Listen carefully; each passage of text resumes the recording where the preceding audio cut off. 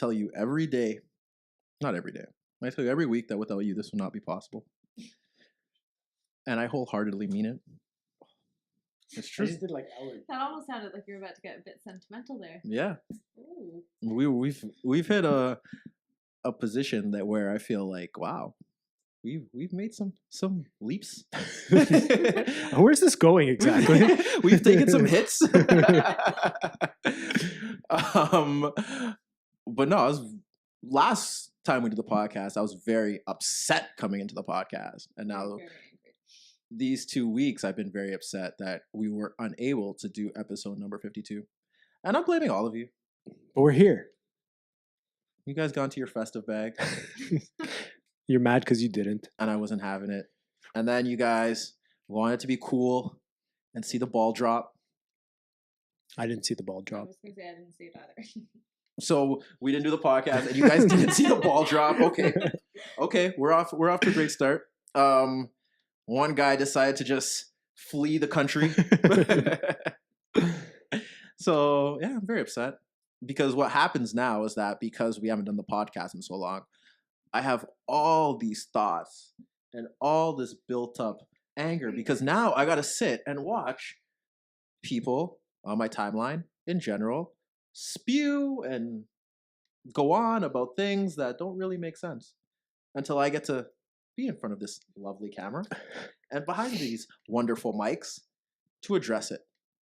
The hot takes were running wild this festive. Oh, they were running. This festive period. They were running so wild. Laura, I'm going to retweet all of them for you. You're going to see a lot of... Please do. Now that I follow you. You're going to see a lot of LOLs, a lot of LMAOs. Or just the retweet with the comment without the comment. Yeah. Those are my favorite. Yeah. If I hit you with an LOL on top of your tweet, yeah, your tweet is terrible. Go back.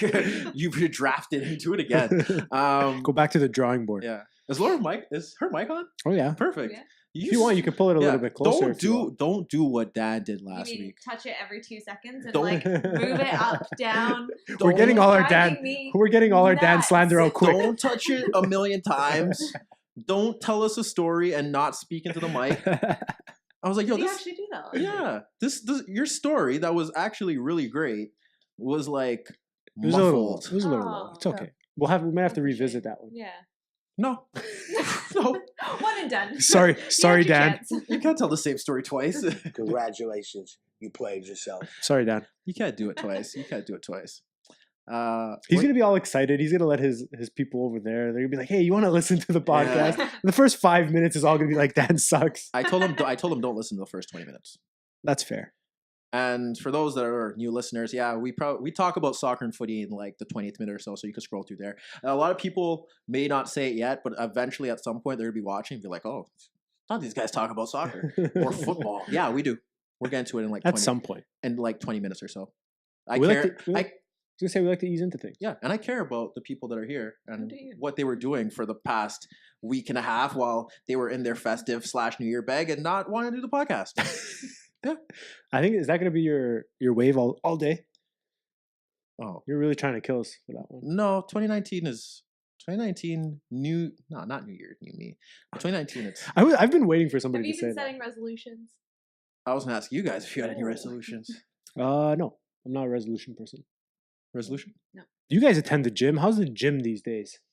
Yo, it's actually hasn't been that bad. Really? Well, mind you, I go at hours when people. Yeah, you don't count. Yeah, I go at good hours. But I did on the weekend. I went at like 2:00 on a Saturday, and it was pretty. I didn't have to wait for a bench.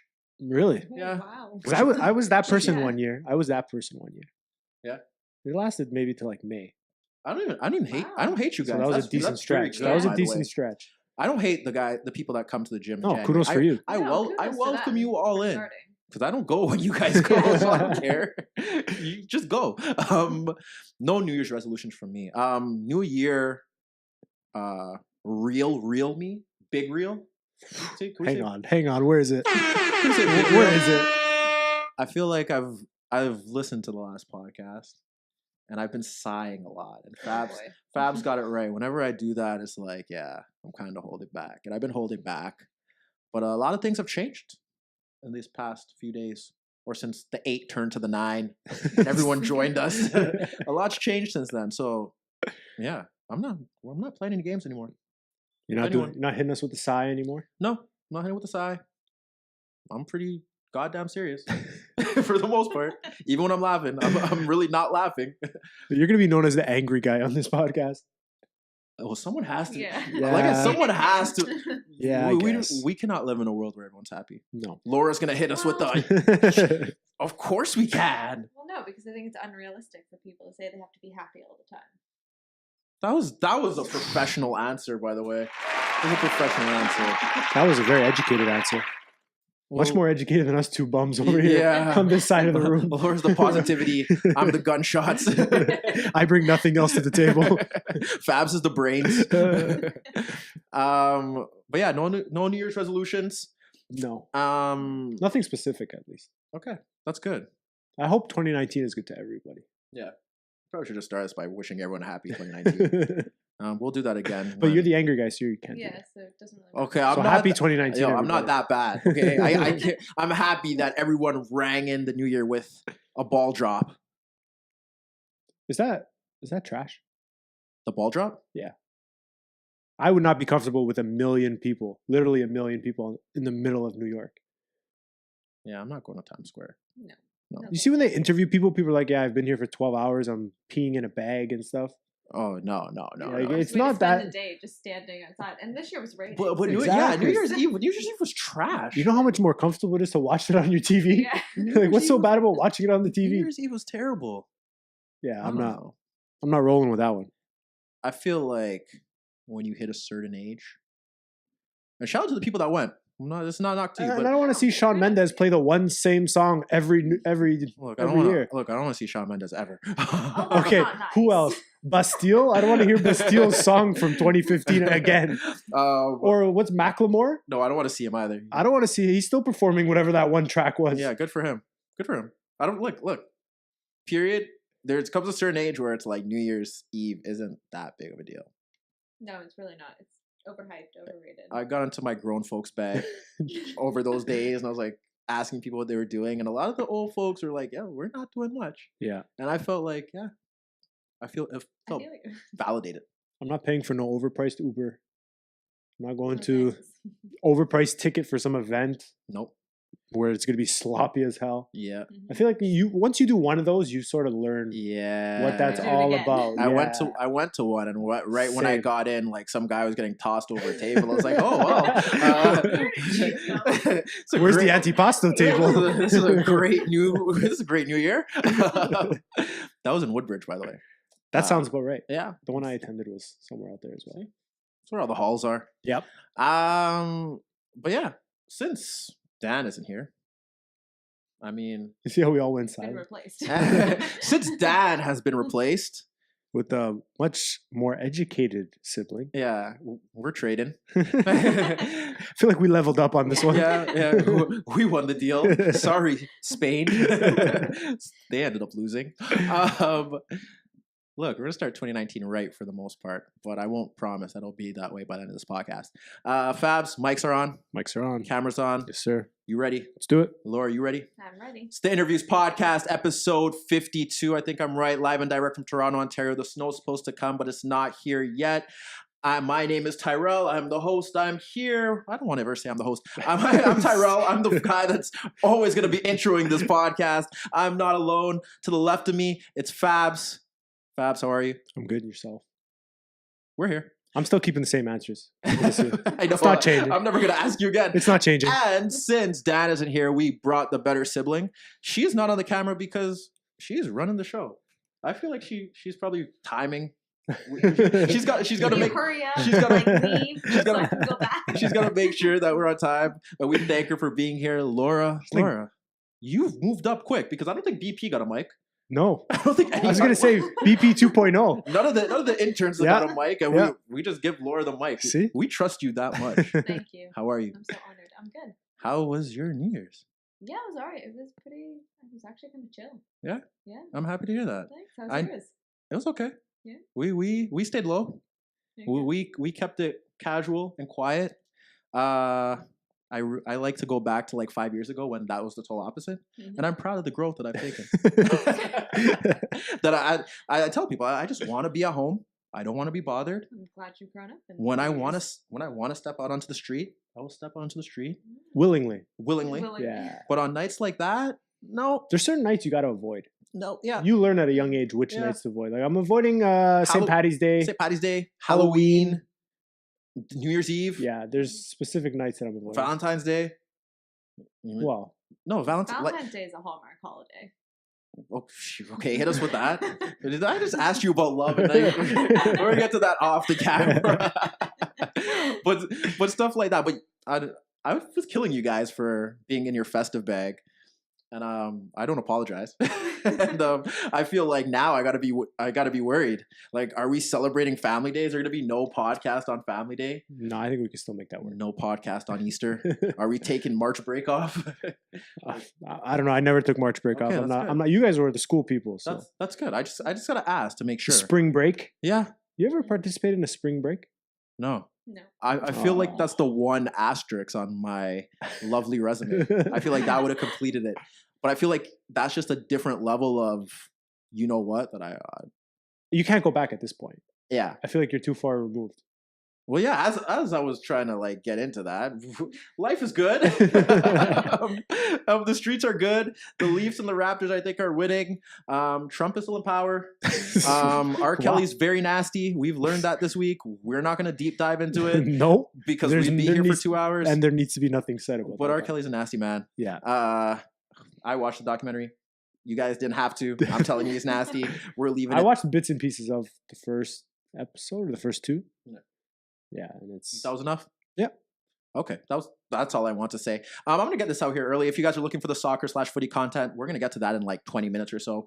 Probably less. We're just kind of ease in. I like to know what Fabs is thinking. I like to know what's on his mind, how his week was. Same with Laura. She's here for another day or so. And I want to know how her trip was and whether she wants to come back or not. And since, we get to that. Once we get to that, then we'll get into the soccer and the footy. And before we get to that, shout out to YouTube subscribers. Got to get that out of the way. Shout out to the Facebook likers and followers. Shout out to everyone listening on Spotify, iHeartRadio, iTunes, Spreaker, any of the Android apps that you use on your Android devices. Shout out to you. Shout out to everyone working hard, trying to pay that credit card bill. Shout out to everyone that is still off. Shout out to all the kids that try to ruin my time at the the Museum of Illusions. Like, y'all need to go back to school.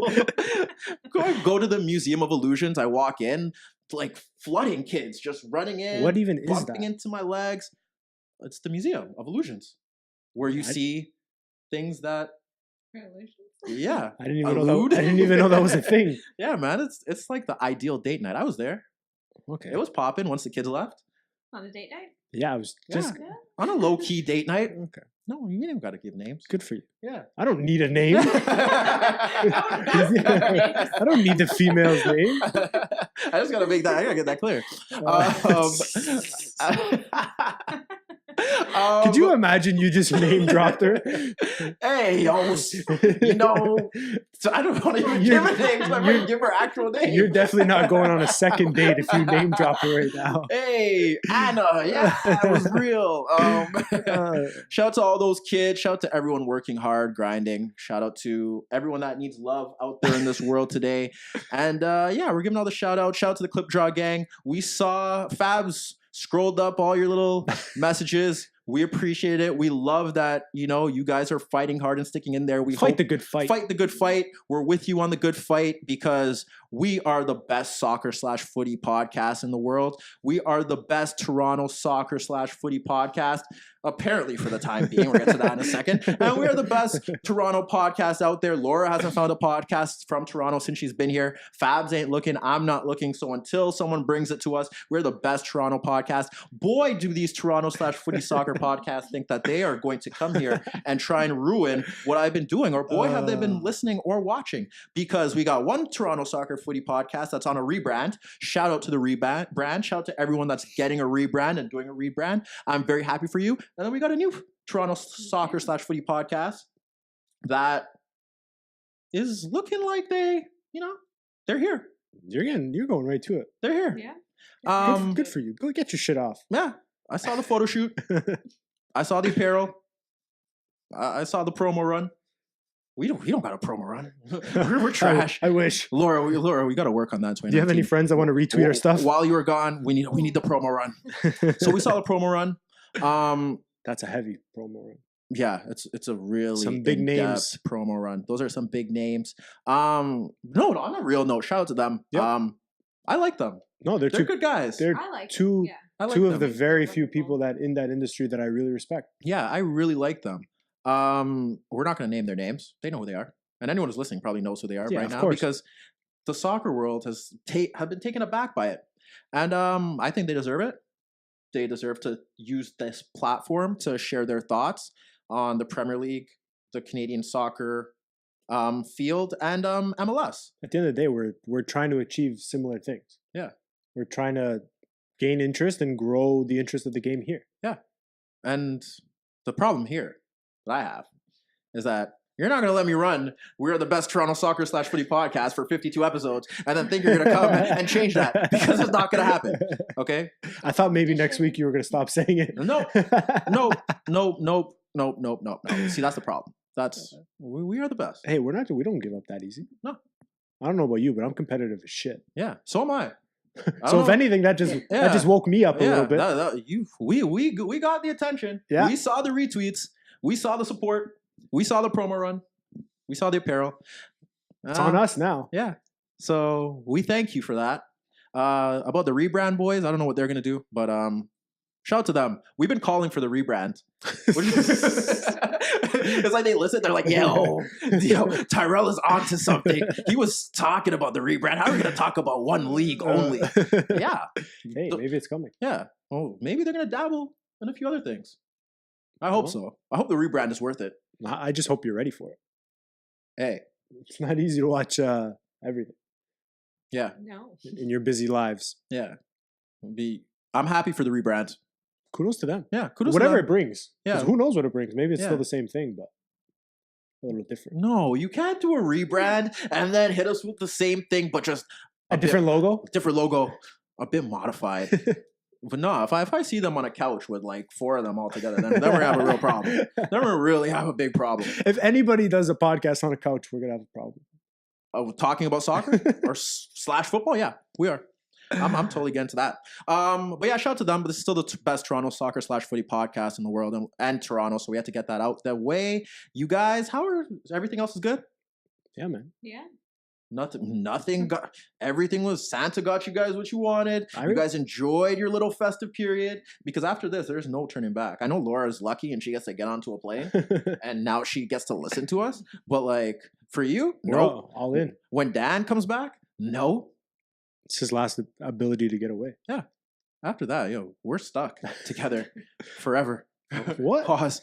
I didn't give you no ring. Yeah. Too bad. Sorry. I actually did. I ended up that day, the day after we recorded, I did my Christmas shopping on Christmas Eve. I think that might be the play from here on out. Nice and early. First one in the mall. Nobody was there. I think that might be the play. A lot of people are doing their shopping online now. So yes. Do you think the mall will ever be extinct? No. Or like the movie theaters? Yorkdale has given me that. Yorkdale has solidified in my mind that it will never. Because I went to Yorkdale like maybe a few days after Christmas, after Boxing Day, and I still had to fight people for parking. Boxing Day was a nightmare. Yeah, I'm the king of parking. Parking wars. You jump in front of the old lady? Oh, I parked in front of 2 cars. You're that guy. Yeah, I'm that guy. Yeah. You got to hit me to get to that parking spot. Nope. I'd rather not get into a physical altercation for a parking spot. Yeah, it's not worth it. Yeah. But the thing is, I'm not going to fight you. You're going to quietly sit in your car? Yeah, pretty much. Yorkdale's crazy. Don't go there. Avoid malls at all costs, folks. I'm going to say this. Unless it's like really, like on a Saturday and a Sunday. We've been over this so many times. Just avoid it with all costs. Were you that kid when you were young? To avoid 14, malls? hanging out in the mall? Every Friday night at Silver City. So is that why now you despise them?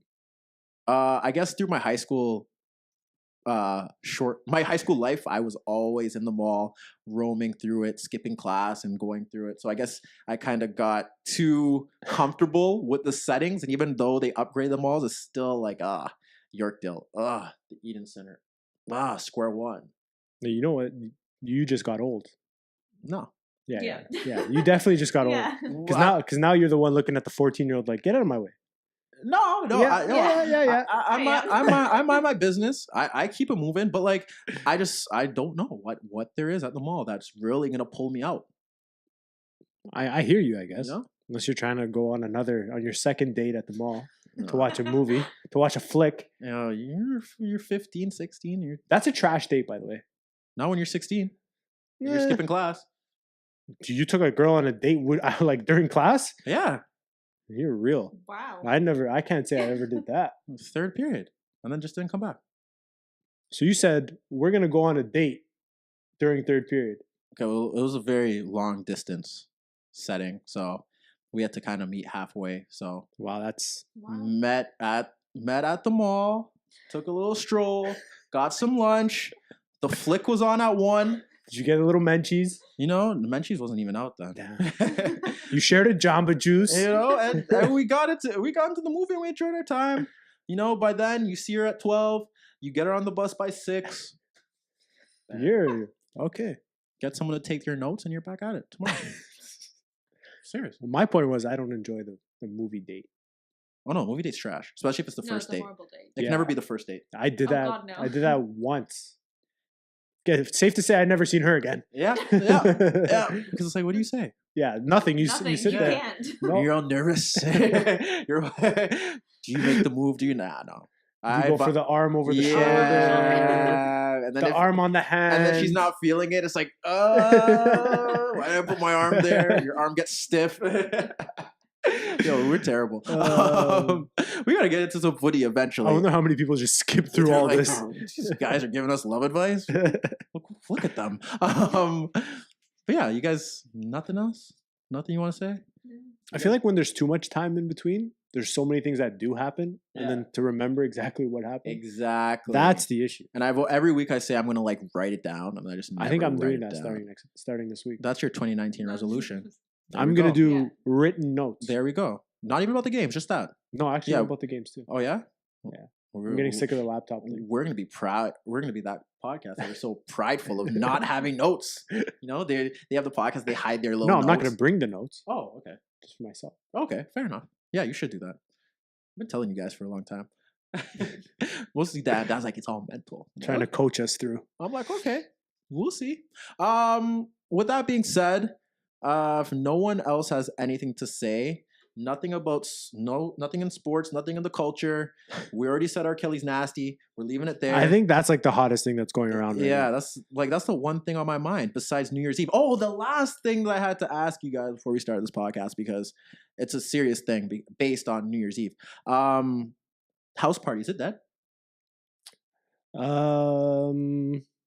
The last one I attended was a while ago. Is the house? But I'm not one for the house party. I never felt comfortable in a house party Okay. because I don't want to be in somebody else's house. Yo, you're too real. I don't want to be in your house. Yo, I'm gonna invite you to my house all the time now. You're lucky you don't live close to me. Good. Is the house party dead? No. It's not dead. Is the house party dead in Canada? Because I know you go to different house parties. Yeah, maybe. Is the 'Cause house? in the UK, they definitely they're still going. Oh, okay. They definitely have house parties. But is it more of an entertaining thing or is it like a house party? A bit of both. Because to me, what I envision house party, there's like a keg. Oh. There's like, that to me is a house party. We don't gotta go full rage, but like, because if you're entertaining 10 people, that's not a house party. yeah, Do you consider that a house party? that's like a what do you It's like people? a dinner What do party. people call it? Shindig? like Or a light vibe. A like a- shindig? Yeah, shindig Who or is that? a lot of I know some people that try to you gonna come to my shindig? Like What? What? Excuse me? We're canceling those people. Yeah. I was like, whoa. Yeah, sure, I'll be there. I'm not digging nothing. 10 people? Yeah, no.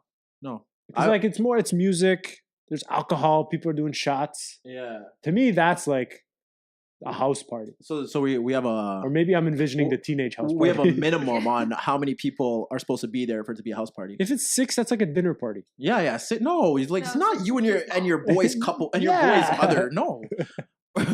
Or your girlfriend's other. No. I'm talking about like a party. Like there has to be at least 20 people. I'd say that's probably about right. Okay. I think it's dead.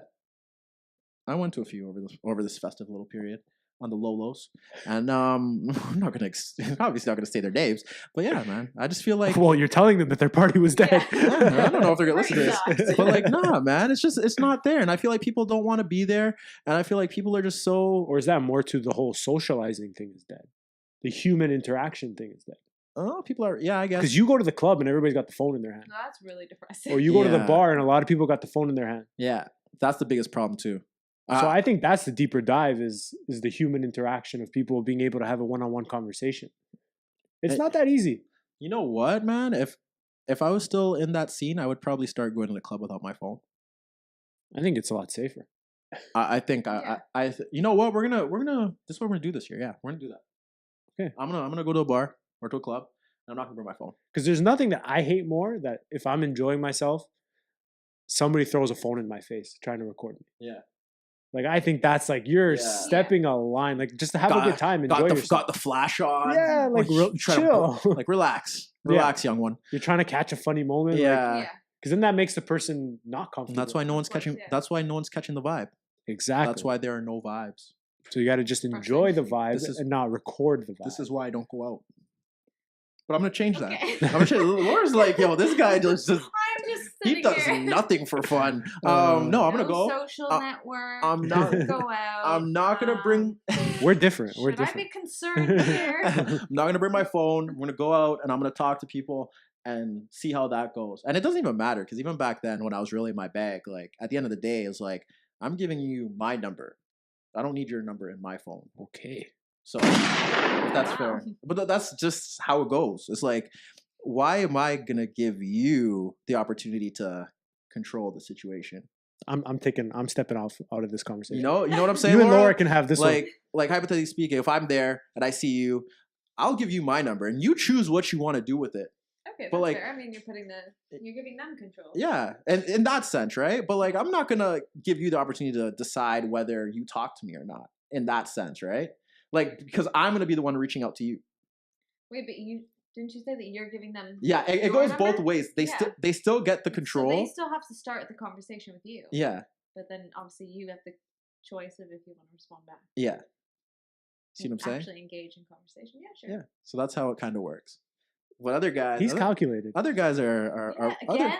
other guys are other guys are playing it wrong. Like, hey, ma, here's my number. Let me take your number. Sure, you can have it. When you She did. gives you your number and it's like Jeff from Domino's. Yeah. What? That's the worst. You give it a ring. Different. I don't know, man. I've heard some stories. It's like, no, I'm not. We're not doing that here. Not in 2019. 2019 is a new year.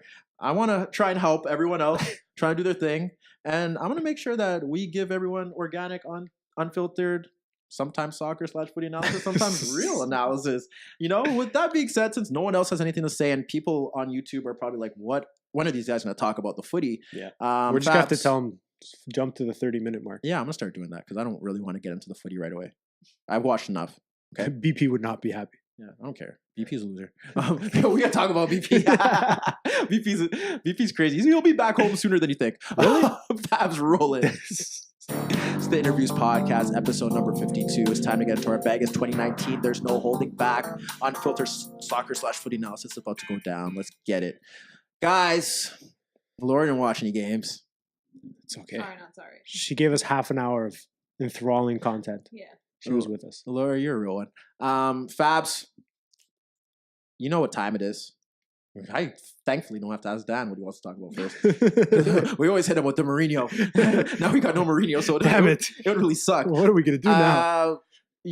I kind of know where we're going with this, guys. For those listening, we usually talk about every league, all of the main leagues, Spain, Germany, Italy, England for now. But over the festive period, Italy kind of shut down, and we've already canceled their season. We know how that one's going to end. We canceled that one already, although Napoli's trying to give us a glimmer of hope. But Yeah. we're holding on. Germany they were off. Yep. They were enjoying their festive period, and then Spain just kind of kicked off today, or Yeah. as we're recording. So you'll Yeah. hear this on Monday or later. We're recording Sunday night, which is not really what we do, which is why the vibes aren't the greatest. But that's for another day. So we're gonna kind of skim past Spain this week and then get to it next week. Although Fabs has some insight that I would love to hear. But with that being said, the Premier League had a lot of games. It was very busy. There were a lot of hot takes. At one point, Spurs was in the title race. Then they were out of it. Now they're still out of it. And It's almost comical to watch it game by game because people give you a different take every game. But you see, that was my thing with Dan last week. And as I listened back to everything that was being said, and I feel like Dan needs to listen back to the podcast too, in 2019, because Dan is saying some shit. Dan is saying some shit, and I'm like, Dan, I love you, but like you can't. And I agree. I agree with Dan. No, it's not that I agree with Dan. Hold on, let me get this right. Dan's take on Spurs wasn't that hot. It wasn't that hot. Because at the time that he had said that Spurs is the third best team, or they're going to be, or they were actually they were in third, right? They were on the cusp of being third. Yeah. I don't think they were sitting in third. Yeah. Well, and you know what? It's not a hot take because when you look at it, yeah. When I look at the other teams around them, I trust Spurs more than Chelsea and Arsenal to win the games that they should. And I think that's fair. And I think that at the end of the season, yeah, they probably, the way things are going and the way that I feel about Arsenal and the way that I feel about Chelsea, they should finish third. My thing, Dan, since you're listening to this, is that it's crazy that I'm not taking any shots at you, Dad. This is just, I wanted to explain myself. My thing here is that I don't think you can say that they're going to be the third best team in December. That's just my biggest thing. The December that just passed. Yeah, because the season ends in May. My thing was just like, yo, you can't say that yet. Yeah. Because as we're seeing now, because last week you said they were in the title race, Yeah. which we all are like, yo, you're crazy. Yes. You're crazy. You can't, if you're not going to win the title, you're not in the title race. Well, I don't think anybody expected Spurs to set out at the beginning of the season winning the title. Yeah. I think I even said that. Yeah, you said that I when mentioned you said that the reason as to why he would rather be at United than Spurs. That's never their ambition, is to win the title. To be real with yourself, that isn't them. Yeah. And that's where they are right now is probably the peak of their ambition. Yeah, I think they would look at it and say that they're overachieving. They're right having now. an extremely successful year. Yeah, because right now, have we seen Liverpool play at their best? I don't think so. Have we seen City play their best? No. Have we seen Spurs potentially play at their best? I think we have. Yeah. I don't think they could do any better than they are right now. And I just want to hit that first. They're obviously not the main talking point here. But the main talking point is obviously we have to look at the top of the table. We look at Liverpool and we look at Manchester City. And a lot of people are ready to write the title race off if Liverpool were to win that game. Would you have? No. 10-point difference? No, but it would have obviously... I wanted Liverpool to win. There was a part of me that wanted them to win because I feel like this would have been Pep's biggest challenge of his career at that point. 10 points back halfway through the season? Yeah. I feel like that would have been his biggest challenge. And if you were to come out of that, that would be huge. Because like we've always agreed, Liverpool weren't going to go undefeated throughout the season. So they were going to drop points somewhere. And that would put City's room for error at there's none. Yeah. So that was the part of me that wanted them to possibly lose or tie. But I still think that obviously the odds would be stacked against them. I said that in the group chat. But I don't think you could write them off at that moment. Because I'm just going off what we've seen in the past. I've seen 8 points get turned around in 4 weeks or 3 weeks in April. You know, it's just obviously doesn't look that way in December. But when March and April come around, silly things happen. Well, all it takes is a bad 2 weeks really to let somebody back in. Yeah. You take one of 6 points. Yeah. The other team takes their full points. You make up 5 quickly, right? And that's where we're going with this. And but are we seeing a different Liverpool this year, though? We are. Because this is, to me, that's why I think that game was crucial. If Liverpool go 10 up, I find it really hard to believe that this Liverpool, not the historical Liverpool that always seems to come up short and mess it up in March and April, I don't see this Liverpool giving up a 10-point lead. That's why I think it was that fine line, that tipping point. Yeah. Well, I don't think the Liverpool that bottled it with Suarez and Sturridge and Stevie? Gerrard, like they were looking that dominant too. When you think about it, Suarez was playing at almost peak level, and his combination with Sturridge was, unmatched. Like they were scoring goals for fun, and that's why I'm like, that's where I see the comparison. Obviously, defensively not there, but if you want to look at that, then I look at Rafa's Liverpool, where you had Alonso and Mascherano playing ahead of that back four, and then you had Torres and Gerrard linking, and they were just as good then. They went to Old Trafford and beat Ferguson's United with Ronaldo and the whole crew there 4-1, and you're thinking, okay, like they're probably going to do it. And that's the reason why. I know 10 is a lot, but that was why I was like, yeah, that would make them the huge favorite, but I couldn't be like, yeah, it's over yet. And that was my thing. Because as great as Liverpool have looked, there's got to be a point in the season where, and I don't think that game that they lost was that point where it's like, yeah, they're having a rough spell. That's the thing, is they haven't looked great though. Yeah. But I don't know. They've just been getting results. But if you tell me that they string off 6 games in a row, 7 games in a row, I won't be surprised. Yeah. That's the thing. The thing is that I think the way that they're playing, I don't know if they're built to look as great as they have in the past. I think what happened, what transpired in the last 6 months or the beginning of 2018 sort of got them ready for this moment. And I think personally for me, that's why I see a little bit different Liverpool. They're winning games that they at times last year would have struggled to win. Yeah. Maybe historically would have won against the smaller sides, but they're nicking results regardless of if they're playing well or not. The front three are not playing nowhere near the level that we seen them at last season. But do you think that's down to them being exhausted mentally, physically? Because they played a lot of games. Yeah. They played a lot of games. And you have to start to think that perhaps they're going to hit a wall. And maybe maybe they're hitting that wall. Because I get your point and I agree with your point. And that's why we haven't killed them on this podcast. Not even the fact that they haven't lost. It's just the fact that they're doing everything that we've challenged them to do. Yeah. And what everyone should be challenging them to do. And it's just that you've spent this much money. You've gone the side or close to the side that you would have wanted. Forget the big names. People always they like to associate title-winning teams with big name signings. You don't need big name signings to win league titles. And we're seeing that here. Even with, like, when we look at City, like, their players that they've signed aren't like the 5 or 10 best players in the world. They've never brought in anybody that was a top signing. Yeah. So that's where I'm going with maybe that. Apart from Kyle. I'll say maybe he borders on the line of that. Yeah, but even at that time, he wasn't. He was just a good player that was at Spurs. Yeah. So it's not about that. It's just that Klopp has gotten everything that he wanted in every position and depth. You know what I'm saying? So we've challenged them and they're doing it. It's funny that he resorted back to his go-to 11 against City. Yeah. That's one of the things that I found extremely interesting.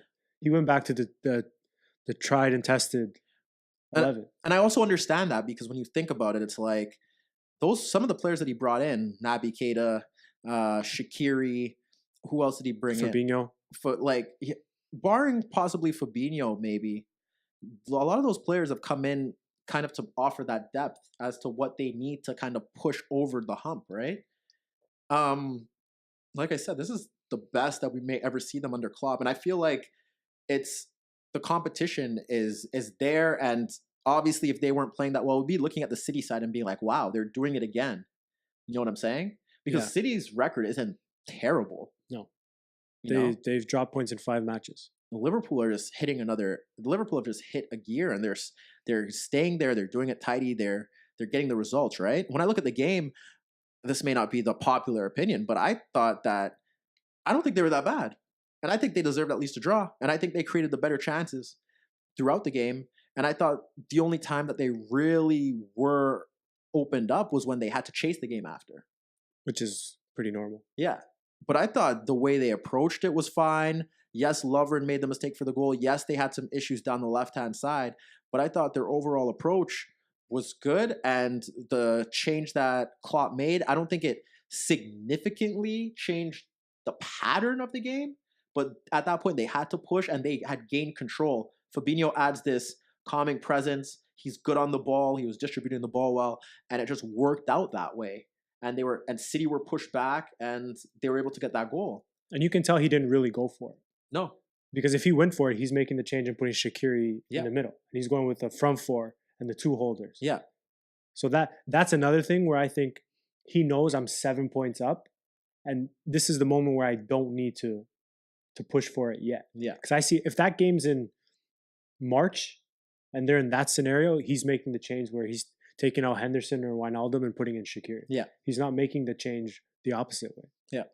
So it's tough to when you really look at it, because I felt like they obviously, the way we are assessing teams is that, yes, you've lost, and how do you respond? How do you bounce back? That's how we kind of judge you, right? But I think they'll be fine. I don't know if they're going to drop points anytime soon after this, but it was big for City that because they had to win and they had to kind of grind it out, because when you look at the goals that they had scored, it was Aguero getting ahead of Lovren, and then it was Raheem Sterling's direct runs more so in the second half that Liverpool couldn't really cope with. Boy, does Raheem not want to score against his old team. And I don't think he ever wants to score against anybody. Whenever he's in the box, he just every time going right against Robertson. Robertson knew. I knew. If I know, then that's a big Robertson problem. definitely knows. Yeah, if I know, Robertson knows, and vice versa. So I think for the spectacle of what it was, I think it was really good. It was two heavyweights going at it.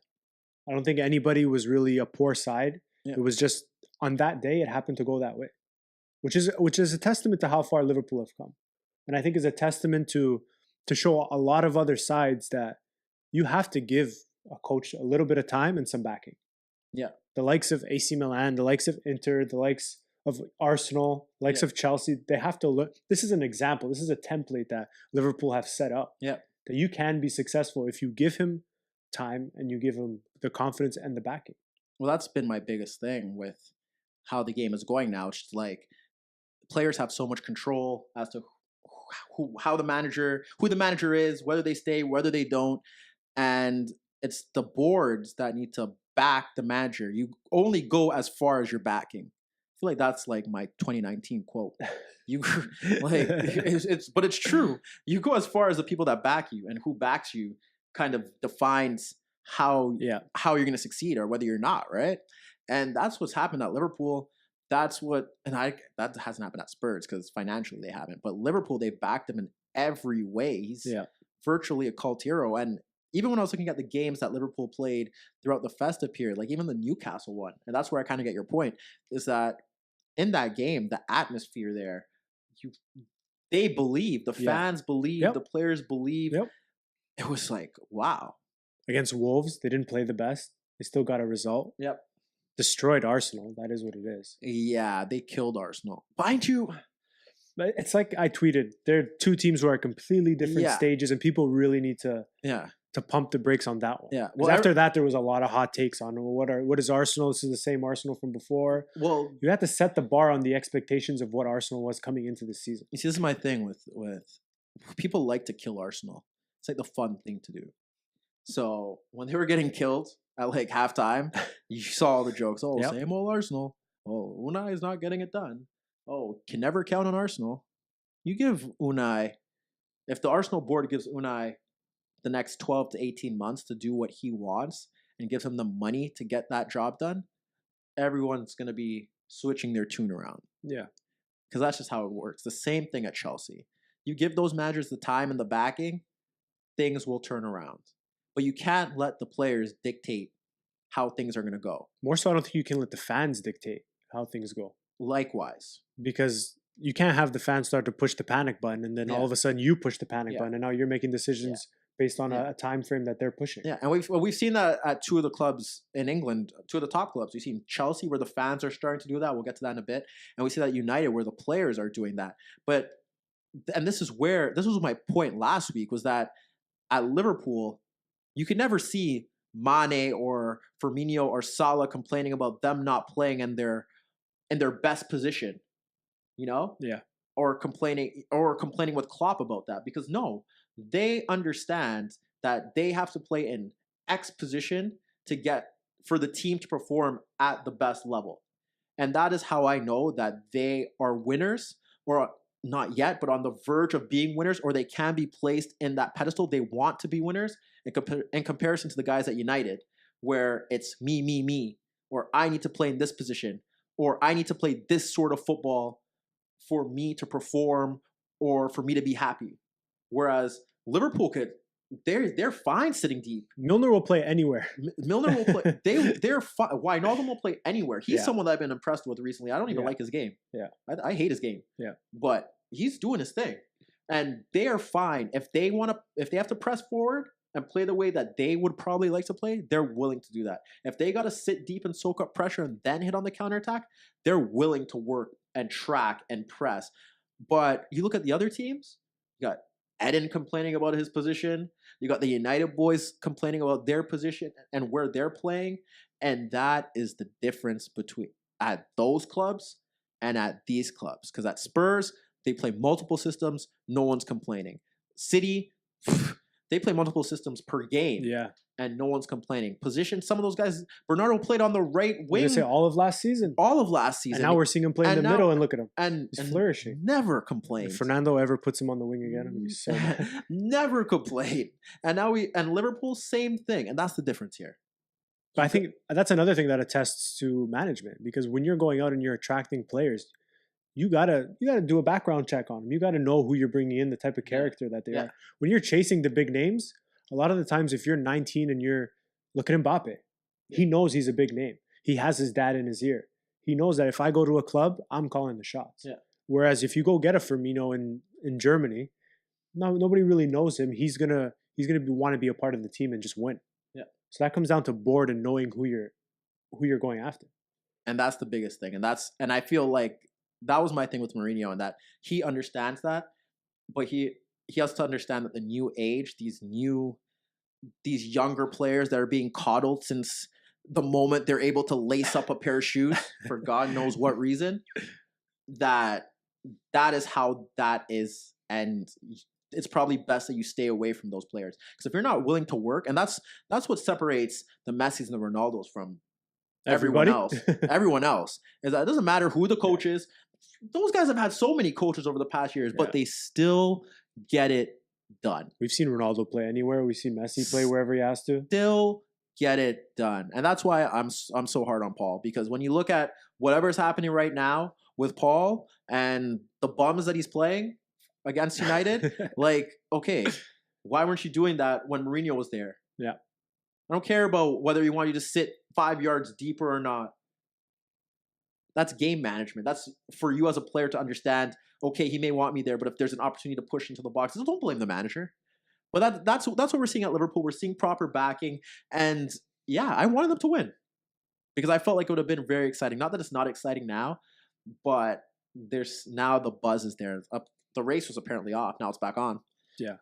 And I feel like that's what everybody wants. But City, on the other hand, I'm upset that we didn't do the podcast last week because we actually had a lot of questions to ask about them. And we never get to ask questions about City. It was gut check time, really. So I was ready to ask a lot of questions, Laura.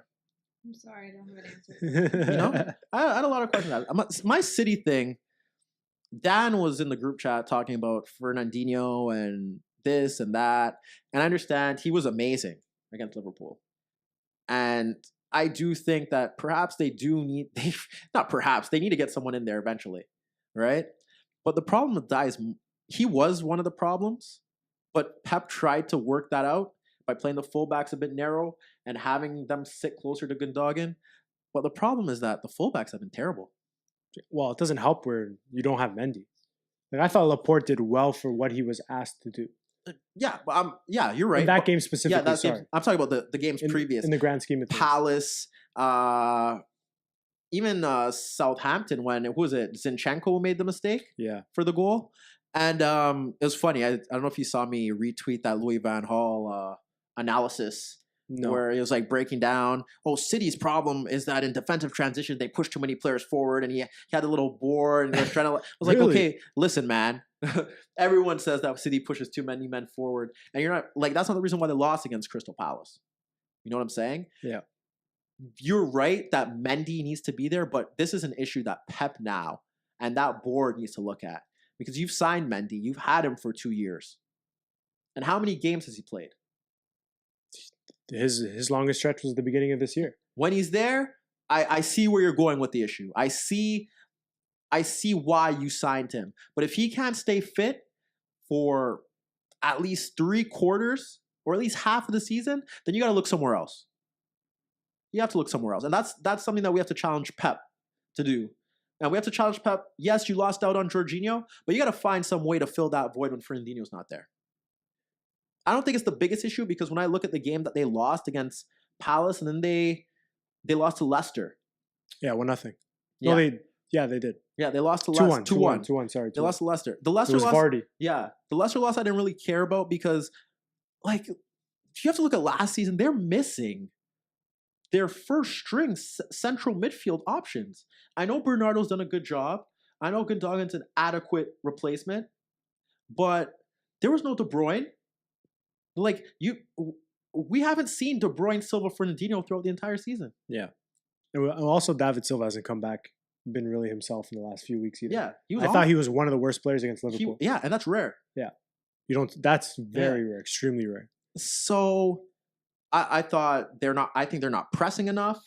I don't know if they're tired coming off a World Cup year, coming off everything that happened last year. They're not pressing like Liverpool as frequently as a unit as they did last season. They haven't. The Fernandinho thing is obviously an option that you could pick at. Kyle hasn't been at his best. That's what I mean. The fullbacks haven't been that great. If it's not, Delph hasn't been. Like when you look at the goals they've conceded, Kyle has been culpable. Zinchenko, Danilo, all of them have been culpable for these goals throughout this festive period. So they're not in form. I think we've seen a little dip in Leroy and Raheem. In terms of goal score, well, Leroy scored the winner, but like but previous to the Liverpool game, it's just they haven't been at their peak. And Mahrez can't play in the big games. Yeah, and I know why. Because he's not going to do the defensive work that Leroy and Raheem are going to do. Yeah, and he's known for that. And right now too, it's Aguero or bust. Yeah, Jesus isn't giving you anything. Yeah, so it's a lot of things that are not ticking at the wrong time right now. Yeah, I don't know if it's well now because the way the table is, it's kind of the wrong time. But it's the wrong time because the pressure's on with what Liverpool are doing. That's why it's the wrong time. Yeah, because I'm gonna say it again. I think this is the year where you don't have very many slip-ups. Yeah, I don't know. I don't know if you stay within 2 games. Yeah. Until you play another head-to-head with Liverpool, I think you're okay. They don't play any other head-to-heads because remember the 0-0 and now this. So it's win out. when Mahrez missed the penalty. Yeah. Sorry, it's win out. I already forgot that this is already the second time through. Yeah. This year's gone by quick. It's win or bust. Yeah, So that's why you have to keep within fighting distance. That's why that win was huge. Yeah, and we'll see. Obviously now we look at it. I think Liverpool can handle most of the inferior sides, which was one of their issues under Klopp during his time there. But I'm interested to see how they play against Spurs when they play each other again. I'm interested to see Liverpool against United as well. Honestly, I want to see how they handle this Brighton game. Brighton away. Yep. Coming off of a loss, to me that would be very telling of what this Klopp side really is. Yeah. If you come out and you hammer them, or you drop 2 points, you get a draw out of this. Yeah. I'm gonna really question the psychology behind that team. The thing is, they have leaders. They have leaders. Jordan's a leader, or he wants us to believe he's a leader. I'd like to think James is a leader. You would like to hope so. Virgil is a leader. But everybody at this point, with what they went through in the last 6 months, making a Champions League final, your head has to be there because you know what it's like to almost win. Yeah. I know, but you got to win. Yeah, that's what we've been preaching the whole year. It can't be another year where you finish second. Yeah. Just be Wolves.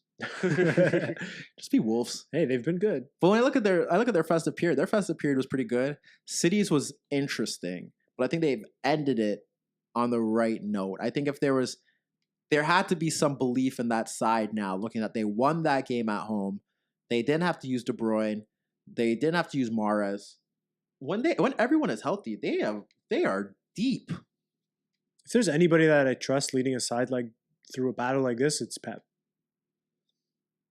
Somebody who knows how to mentally keep these players in it. Yeah, you would like to think so. Pep has faced adversity a few times. There's only one time where he kind of bottled that adversity, and that was when Mourinho won. And the thing that year has a lot, besides all the off-field stuff, it has a lot of similarities in the sense that what Liverpool are doing now, Madrid were kind of doing the same thing. Like, it wasn't, Pep didn't lose that season because obviously Barca had injuries. And they had Messi on like some ridiculous. That was the time when he scored like the 91 goals in like the whole calendar year on a heater. But it wasn't that Barcelona were that bad. It was just Real were just so good and they weren't losing. And it kind of makes me think that if that's how you got to beat Pep, you got to beat him that way. You have to which at the end of the day, it's kudos to you. You have to go on an incredibly great tear and just burn out. But it might have to be that way. But that's the one thing that I could say about this, and it's looking like that. I want Liverpool to push them to the end. I want it to go down to the end. I think that's what we all want, honestly. But I also want it to go to 10. Because I'm selfish. I want, because everyone would be like, oh, the title race is over. Well, that's it. Let's pack it in. But it's like, no, it's not. And it would have been huge on Pep because it's like now you really got to think. And now the pressure's really on. You're 10 points back. It's January. You got 18 games to go. And you probably got to win all 18. Yeah. And that would have been okay. Let's see what you're made out of. Because they did what last season? 17? Something like that. I think it was 17. And then it was Liverpool that snapped their streak. Yeah, and now it was the vice versa. But to me, when they handled the Arsenal, Chelsea, Everton, those 3 fixtures in a row, that might be the gut check. That's Liverpool? That's City. Oh, City. Remember how Arsenal played they had their City Chelsea start? Yeah. That comes back again, right? Yeah, because City go Arsenal. Actually, it's a home and home. So City go receive Arsenal, receive Chelsea, then they go away to Everton. Yeah. That's at the end of February. And so that's 3 fixtures right there. Within the Champions League too. Yes. Because if you take those 9 points, that puts Liverpool on notice. Yeah. And those sides have Europa League too. So it'll be interesting. Yeah. The February fixtures February, March is really where you start to see the end game. And that's what I was telling Dan. This is all gonna go back to Dan. We're gonna name this podcast Dan. It all goes back to Dan. So it's Dan. And I was like, Dan, I don't make these takes until February or March when we have a clear idea of how this could go. Because even now it's kind of like still kind of up in the air. Yeah. You know what I'm saying? Can you throw those Champions League fixtures into things too? No, not really. Well, for me it does because these are I still think Champions League is a competition they're trying to win. But they can't just do well in the Champions League. No, I know, but I think that in that February span. Oh, you're talking about as a whole? Yeah. Oh, okay. Once you throw Champions League into the mix and you throw that February, March time frame into the mix where you have those games as well. Yeah. That's the reality. But it goes hand in hand for both of them because City have the easier tie out of the two. Liverpool got Bayern. Yeah. So Liverpool are going to be exerting some energy over there too, because that's not going to. What's the priority for either side? What's more of the priority, or is it the same?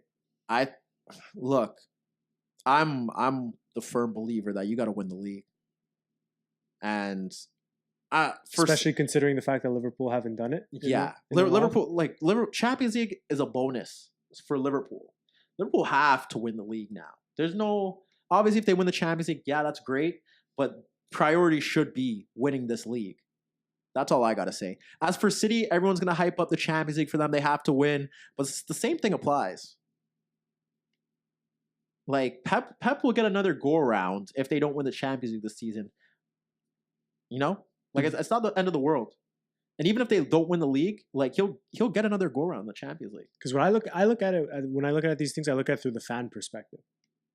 Like, this is the fan finally wanting a Champions League for City. I don't think they live with the Champions League and not win the league. I think if Laura goes around Manchester when she gets home and she asks, I think they won't kill Pep if they don't win the Champions League.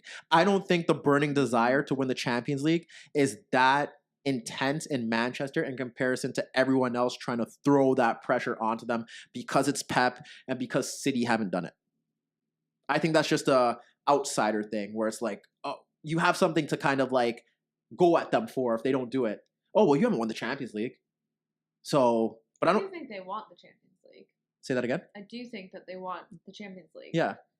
Do they want it more than the league? I don't know. Yeah.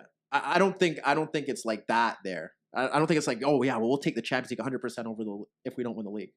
But I think from the outside looking in, and any neutral that doesn't support them, they're placing that pressure on them. I don't think their Champions League, the significance of the Champions League for them is equivalent to Juventus. It's not on that level yet. Yeah, or even you could say PSG, and I only put PSG in this conversation based on how much superior they are to everyone else in that league. Because I feel if the other contenders, or if you want to call them contenders, were within fighting distance, I don't think the Champions League would be as big for them as it is now. I'm just speaking to the fact that they've won it recently. Yeah. So I would assume that they'd want the Champions League more. For Liverpool? No, City. Oh, City? That's just an assumption. Yeah, well, obviously Guardiola's there. I feel like that's the final cherry that they're chasing right now. Yeah. And if that is the case, like you said, it could be the case. I just don't think it's that much greater than the league priority. That's fair. So we'll see. It's going to be an interesting time for both of them. What's next? What mattered? You want to go back to Tottenham? What mattered? Who sit third now after their festive period? Yeah, they play two bums, and I'm sorry, Bournemouth has been like the worst team in the league over the past 10 match days or so. Haven't they only won like 1 or 2 games? Yeah, they started the season really well, and then kind of hit a wall. They beat Bournemouth, killed them, killed Everton. Did they kill? Oh yeah, 6-2. Oh yeah, we talked about that. they killed Cardiff, as they should, but then Wolves came to town. When things were that close and they were sitting in second. Wolves came to town.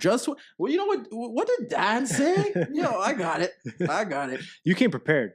Spurs are not getting obliterated every week or this week. He said something like that.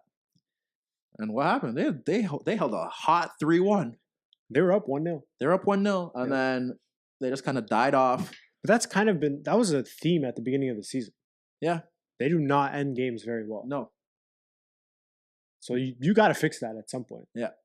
So I don't know if that's something that was just a beginning of the season thing, or that's going to be a reoccurring theme throughout the season. Because you sure hope not. And they really did kind of switch off. Because I know Wolves brought on João, my guy. Yep. Our guy. And the one guy that we share, pause. Jeez. I know that they did bring him on, and he did impact the game.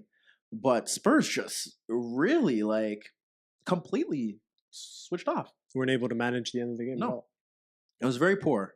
And look, I can't really kill them because, like we've said, they're overachieving, and I do get Dan's stance on the fact that, like I said, I don't trust Chelsea, I don't trust Arsenal. And United's hitting top 4, but I don't trust them either. I don't know if they're hitting top 4. Just don't worry. But I don't trust any of those 3 teams.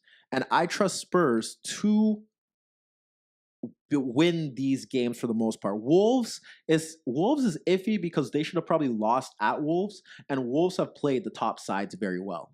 Every top side fits into what the system that they like to play. Exactly. The other team holds possession of the ball. They can counter. They can break quickly in transition. Exactly. They play 3 at the back. So to fend off Harry Kane, you have an extra man there. Exactly. So it plays into their hands at every point. So I as much as I don't want to give them a pass for Dan's sake, I do give them a pass for losing that game. I don't think it's acceptable. And if that continues to be the theme of them switching off in these late games, then we got to kind of kill them.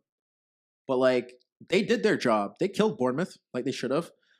Cardiff is so lucky that there are so many other bad teams around them that other people don't notice how bad Cardiff is. Cardiff's pretty bad. But we're going to say this every week that Cardiff is really bad. Yeah. I don't even need to watch your games anymore. You don't watch Junior? If I'm a season ticket holder for that club, I'd be pretty goddamn upset. I'd want a 25 to 50%, I want at least one free alcoholic beverage return every time I enter. These guys can't defend. They sure as hell can't score goals. They picked up my guy Harry Arter and just like has him with Gunnarsson and Camarasa, and they're not doing anything. Camarasa's all right. He's all right. He's the one bright spot in that side. He's got himself into a little hole. And then they got guys that can't score. Yeah. And they don't support Patterson or who they play up front. They play some Bobby? Yeah, Reed? Bobby Reed. Yeah. Yeah. Bobby Reed should not be playing for any top Who's got a side. completely opposite name on the back of his jersey, and it always confuses me. Yeah. Like, it's just bad.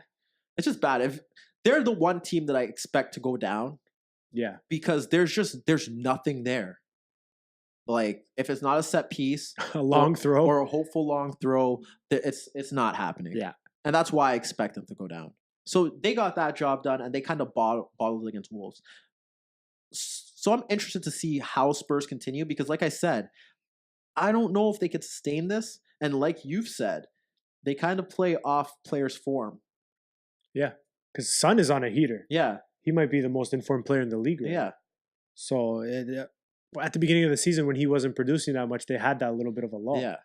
Ali's playing well. Yeah. Eriksson is playing well again. Kane is scoring goals. We haven't really talked about Moussa Sissoko a lot, No, he's been very good. but he's been very good. He's as made well. everybody forget about what Dembele did Yeah. throughout the season last Yeah, season. he's filled that void for Dembele being out, and I guess Dyer and Wanyama's time there is done. Yeah. That was a promising signing when he was at Southampton, but it's over for him. We got to pack it up.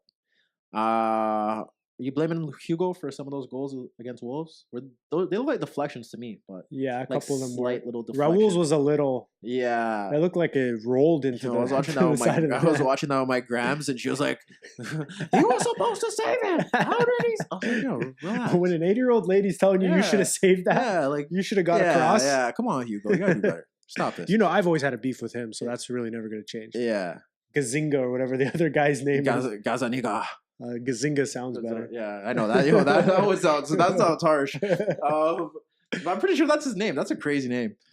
He's Argentinian, no? Yeah, I think so. Do they ever produce a good goalie?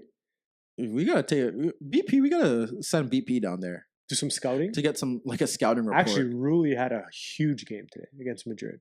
oh yeah. He made some stupid saves. Okay, fair Maybe enough. the only reason why they got that result. But, Fair enough. But whatever. But they do play United. That's the big game. I think that we should really twist over to United right now, and then we'll kind of hit that quickly. Just before you do that, who is it a bigger game for? You would want to say it's bigger for United because a lot of people, including ourselves, really ain't taking whatever they're doing with any stock. I don't really care that you beat down the lows of the lows in the Yeah. Premier League, the teams that no one really cares about, the teams that can't defend and attack simultaneously, the teams that can't defend as a unit, the teams that can't create chances. I agree wholeheartedly. Um, Cardiff, Huddersfield, like Yo, that's- United that's- fans are happy, and they don't want me to rain on their parade. No, they want to see Paul's stupid celebrations. They Yo, wanna see man. all that. Yo, Paul captioned that. Yo, Paul's got to chill. Paul has got. There to, is no chill with Paul Paul. has got to chill. No, there's Someone none. was killing it. Wasn't Makaleli killing him? I don't know if you saw the quotes. Really? Yeah, he was saying that like his dancing is like poor sportsmanship or something like I that. thought he was gonna say his dancing is poor. Oh, yo, that would have been even yeah, wilder. yeah. Claude should have said that. Someone's got to say it. But Paul, like it goes back to the thing where I say Messi and Ronaldo, and I see the effort now.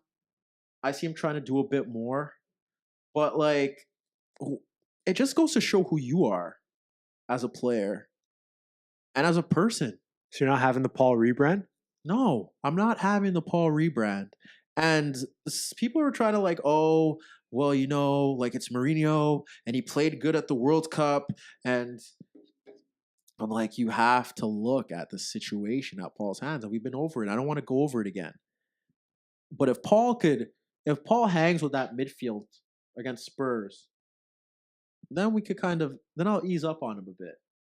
Okay? I don't care if you beat down Bournemouth, who have won 2 games in the last 12 or 10. I don't care if you beat down on Cardiff because they stink. I don't care. Who else did they beat? Newcastle? Newcastle. Where they were trying to really Solskjaer with the tactical changes. The changes worked. What? Newcastle was the better side in that second half till they got the 2-0 goal. He brought on Lukaku, then 15 seconds later he scored. I was like, yo, that was not by design. he was like thanking God that worked out. Was it Dubravka just bottled it? Yeah, pushed it right into him. Yeah. It didn't even bounce before him. It bounced when it hit his hands. Like, no, don't tell me that nonsense. And they beat someone in the FA Cup over the weekend that we don't care about. Definitely don't. Look, it's good. They're winning. They're playing attacking football against sides that are allowing them to play attacking football. Listen, I draw parallels to what Madrid did with Solskjaer. It is exactly the same. There's parallels to that. We're gonna learn a lot when they play some teams that can offer you an attack and can defend and do it at the same time. Because those teams that they played, we already got to Cardiff. Bournemouth can't defend and attack at the same time. They're either doing one or the other, and they don't defend really well. So if they attack, you're hitting them on the counter. Newcastle are extremely limited. Sorry, Rondon, and did they only play Rondon up front? It was Rondon. It wasn't Rondon or Muto. It was Paris. Yeah, and then he got substituted off in the second half. Yeah, like it's not happening. No, sorry, not Paris. It was Atsu. It was Atsu. It's not happening. Newcastle have their own problems, and they can probably defend, and they don't really defend as well as you'd want them to. Yeah. But they can defend for long spells, but they don't offer you a goal scoring threat. And they were doing a goddamn good job before a mistake was made, which happens. Yeah. There's only so long you could hold out for. So United fans, just know where you're at right now, and be happy that you're winning games. But let's not make this a thing where we have to give you this certain level of praise because you haven't done anything, and you still sit sixth. Yeah, you still sit sixth. You've done your job, and here at the InnerViews Podcast, we give you credit for doing your job. That's all we want you to do. We want you to do your job. You should be winning those games. Yeah. Why are we celebrating that? You should be beating Cardiff. We want you to do your job. But let's see what Ollie has to do when he plays a side that could defend and attack at the same time. That's my biggest thing, because they played a bunch of bums. Yep. And I know you're not going to hear that on any other podcast. No one else is going to call Cardiff bums. They're going to say that they're just a really poor side. They're a limited side. They're limited. They could be much better if they dip into the January. No, they can't. No, they can't. The Malaysian money isn't going to buy them nobody. No, we're not going to lie to you. You ever see their owner? I don't want to see him. Yo, he is wild. I don't want to see him. On. They stink. They are terrible. All three of those teams, Bournemouth, rough patch or not, Eddie Howe's not getting the job done. Okay? And that's my thing. So when they play Spurs at Wembley, we're going to get a real good idea of how good this Manchester United side is. Tell me this guy doesn't have some money? Wow. Yeah. Yeah. Yo, you could have bought someone better than Harry. And Harry's my guy. How do you feel about the jersey tucked into the dress pants? Yeah, no, not for me. We're good. It's a wild fit. We're good. Fabs, you better not be dressing like that when you're 50. I can't wait for the old man swag. Are you kidding me? No, not like that. At what age can you start tucking your shirt into your pants?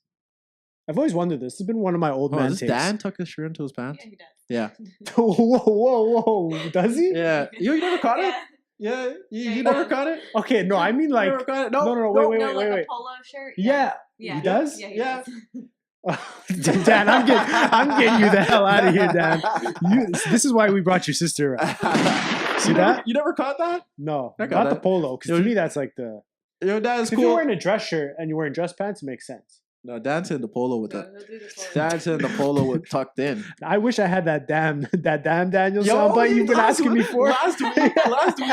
Last week you said it, and I was like, yo, Dad, let that slide. Yo, Dad's gonna kill you if he hears that damn Daniel. Awesome. But no, that's United Spurs. It's bigger for United because we know what Spurs are. We know what they could achieve. Dan's already set where they should be. I only killed Dan because he said they're in the title race, and they're not winning the title. And Pochettino's not staying there. And if he does, he's a bum. But he's not staying there. I don't think Kane's staying there either. But well, that's for another day. So this is big for United because now all these people talking, including myself, you get to shut us up for a week. You get to shut us up for a week. So do it. Let's see Anthony, who I don't think has played much better. Marcus has had the biggest glow up. Yeah. Mind you that, Marcus, you are supposed to be one of the next big things in England. So you should be scoring against these guys. Like that's Fabs, you're right. Because at the end of the day, you play for Manchester United. This is a big thing in England, right, Laura? Yes, it is. You play for Manchester United. You are supposed to be killing these teams. Oh yeah. We're not gonna get. We weren't praising Fergie when he was beating down the Norwiches, when he was beating down the Burnleys. The Canaries. Yeah, we were Ipswich. We weren't really. Yeah, Fergie. That was such a big win. Yeah. No, this is what your club has come to. No, Mourinho wasn't getting applauded beating the bums from last year that got relegated. No, we were definitely not. No. There's a bigger thing here. As a team of that stature, and when you're a top 6 team, there are certain games that you should go out and win. Yeah. And this is something we'll take it all the way out to Juventus that we've been on them for. Yeah. There are certain games where you have to win by 3. Yeah. You have to win by 4. Yeah. United playing against Cardiff, you should win by 2 to 3 goals. And it shouldn't be a big thing. No. Like, we shouldn't have to come here and have to praise. And if I want to say that you played a bunch of bums and I expect you to do that, then that's fine. Yep. And I'm not going to come here and say that Ollie's turned it around. Because I don't think he has. I really don't think he's turned it around. They still have some issues at the back. They still don't really know how to defend set pieces. And they're going to get a real test against Spurs. And we're going to really see where they're at. And if they're to lose that game, then the people that are going to look really foolish are the United fans. Because like, oh, well, damn. What happened to that turnaround? He played a team that could defend and attack. Yeah. The basics. What we expect. What we expect from a Premier League side, and you didn't do the job. It's almost lined itself up perfectly with Spurs and United playing each other. Yeah. Spurs, who everybody up until that Wolves game is saying they're in a title race, and now the United rebrand. Yeah. So they're gonna tie 0-0. Yeah. That United rebrand. Who's gonna have the better rebrand, United or that podcast? Oh, I don't know. Do you trust the babyface tactician? Yeah, don't ever call him that. Who came up with that? I saw Harry Winter trying to. That's who it was. Harry Winter trying to hit us with that. Really? Yeah, the babyface tactician because he brought on Lukaku, and then Dubravka didn't deal with the tame free kick well, and Lukaku tapped it in, and then they brought on Alexis, and then Alexis helped change the game on the counterattack, and Rashford scored. I hope Alexis can make that pass. God, y'all need to chill. Sorry, United. Like I said, I've done nothing but support United on this podcast. I've gone out and said that I still think they're in a top 4 hunt, and they're kind of proving me. They're kind of headed in the right direction. And it's funny because you're on the side of you want them to get back into the top 4. Now you don't want them to get back into the top 4. No, I'm cool if they get into the top 4. I just don't like when we're sitting here and we know what we're seeing, but we try to amplify it because we either support that team, or it's mainly because we support that team. Yeah. Don't amplify it. Be real. That's what 2019 is about. Be real, Laura. Yeah, you be real. Everyone be real. Like, there are no games. Like, I'm not coming here to hate on, like, we're not coming here to push a narrative. It's that simple. You beat down the bums. Everyone is saying that you've turned it around, but you haven't turned it around until you beat a competent Premier League side or 2 in the manner that you want to do it in. I agree wholeheartedly. And that's what it comes down to. So United, when you go play Spurs and you go to Wembley, you get the job done. I don't care how you do it, unless it's like you really like scraped it out and you weren't supposed to win, but you somehow won some phantom penalty. Then maybe Paul hits a penalty in the 93rd. Then I may kill you, or maybe like it was alright. But until then, just be humble and go with the flow. That's how I feel about United, and I feel that game's really big for them. I agree. That's about it. Nothing else to say. Spurs, keep doing what you're doing. You're not in the title race. But the way it's going right now, you could be the 3rd best team in England. But I'm not going to give you that until probably March. So, Dan, keep talking about it when you come back. I don't really give a damn. You can say it every week, but that's the one time I'm going to sign this podcast and not respond and throw it to Fabs and let Fabs respond to it. But that's where I'm going with that. If Chelsea finds a reliable goal scorer in the winter, are they the challenge to Spurs' third place spot? So I was watching. Barring the game where Hazard kind of got you a little excited. They have, I knew this problem since August. This is the thing, Laura, that I was really harping on, is that Chelsea need a goal scorer if they're going to do anything in this league, because you can't trust Eden to do it by himself. But when you watch them play, everything that's kind of missing is a goal scorer. I feel like they've dropped so many points this season that could have put them in that title race if they had, let's say, a Diego Costa. If they had someone competent around that box. And I sometimes it's that simple, and it's just that where that could change things. I do think they need to revamp the squad. I think there are a lot of players there that if I'm a Chelsea fan, I wouldn't want to see them there next season. But I really do think it comes down to that. I feel like their top 4 spot could hinge on them getting a goal scorer or not. Because I don't know if they could go to the second half of the season without one. Yeah, it's getting to the point where it's either Hazard or nobody.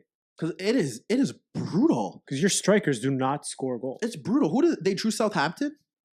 And and they did not deserve to draw that game. Not that they played great, but you have a competent striker there. They win that game. Yep. 1-0, 2-0, baby food. Yep. The game they lost to Leicester. But I don't even want to go there. I want to go to the one against Palace.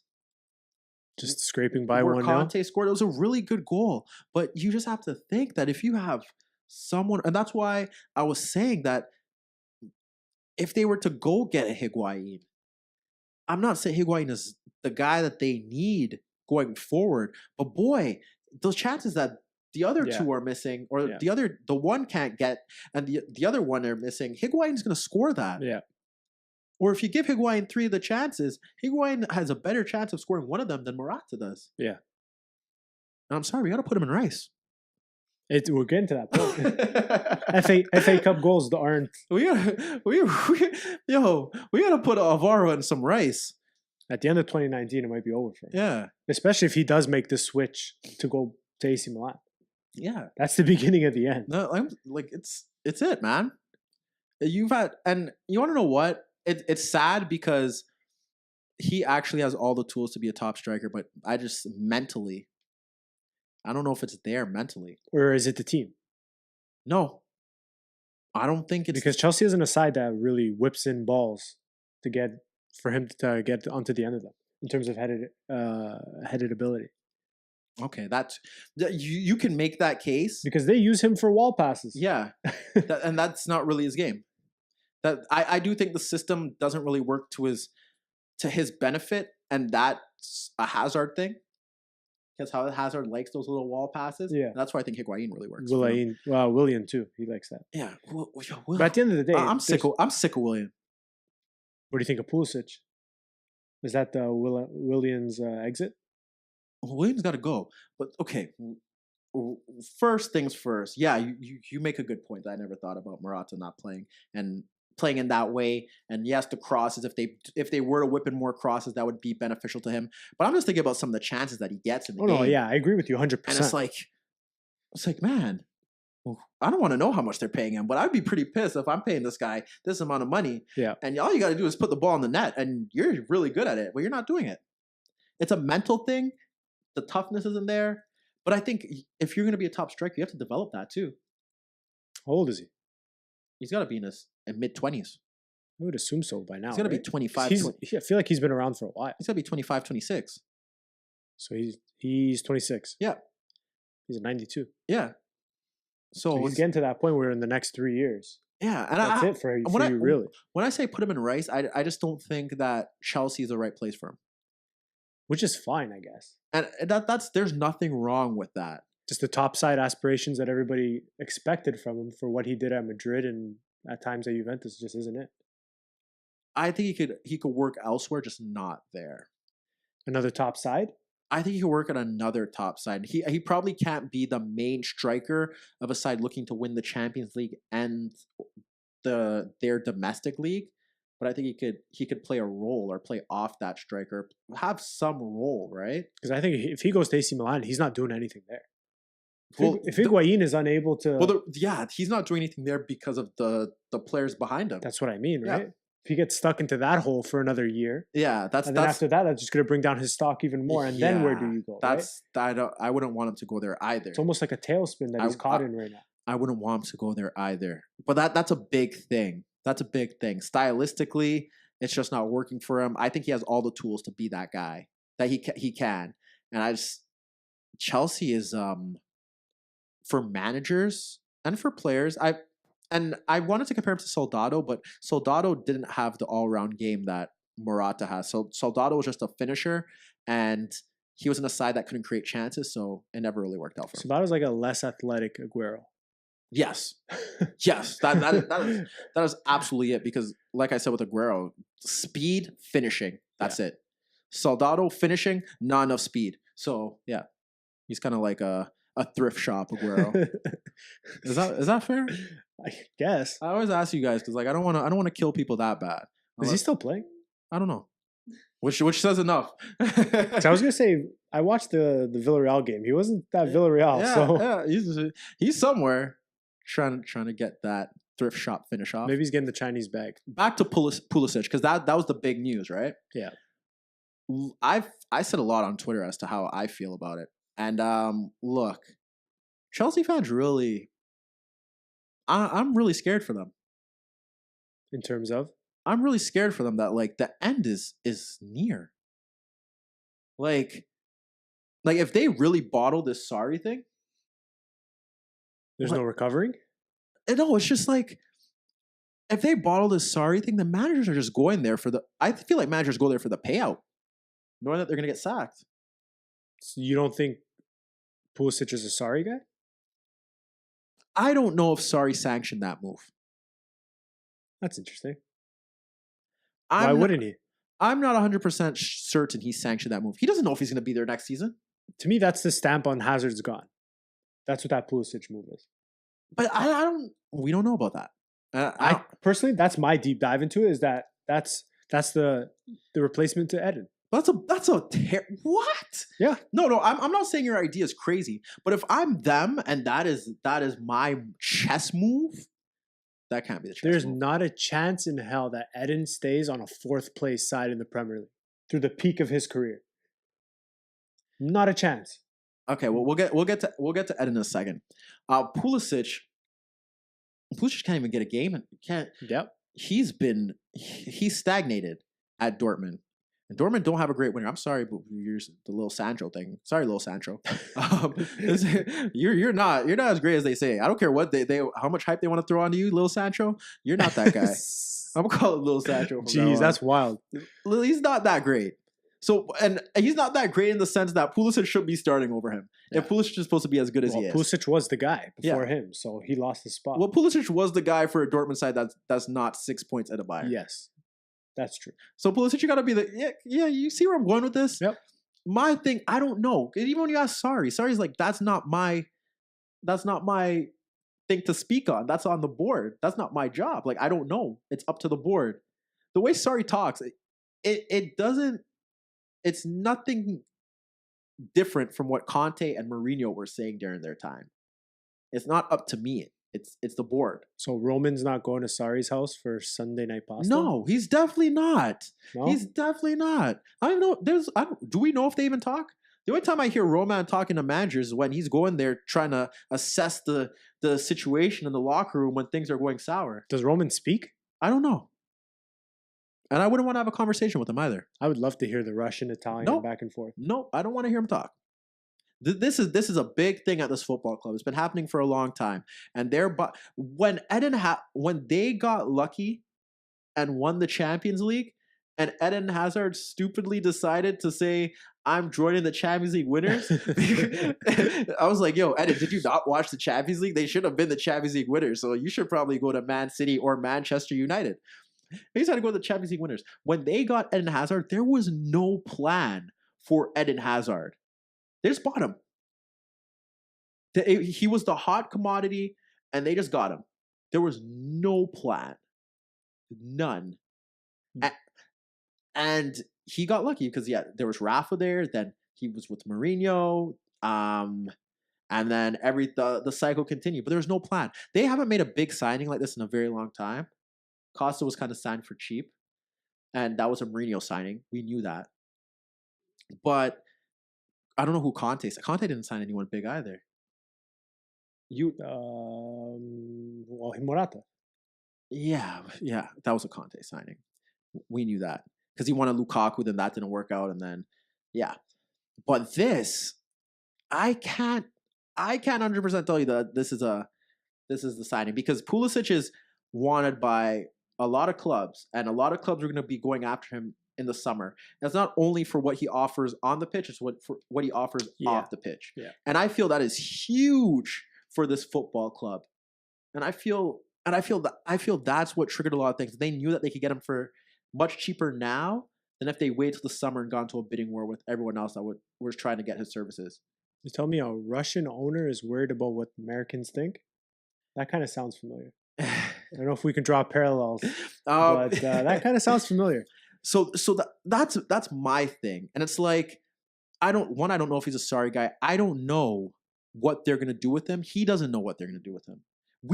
He is not that good to be making a signing like that. I think it's smoke and mirrors.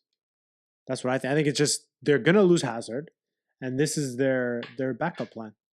Is to have him, at least to have somebody there, at least have that name. Because you've seen what it did to Twitter. That morning, Twitter was all over the place. Everybody was in love with the signing. More so because what you're saying, because what the extras that it brings. Because there's not very many people that can speak to his performances this season. He can't get ahead of Brune Larsen and Wolf and Rafael Guerreiro. So it's not based off 100. It's not 100% based off talent.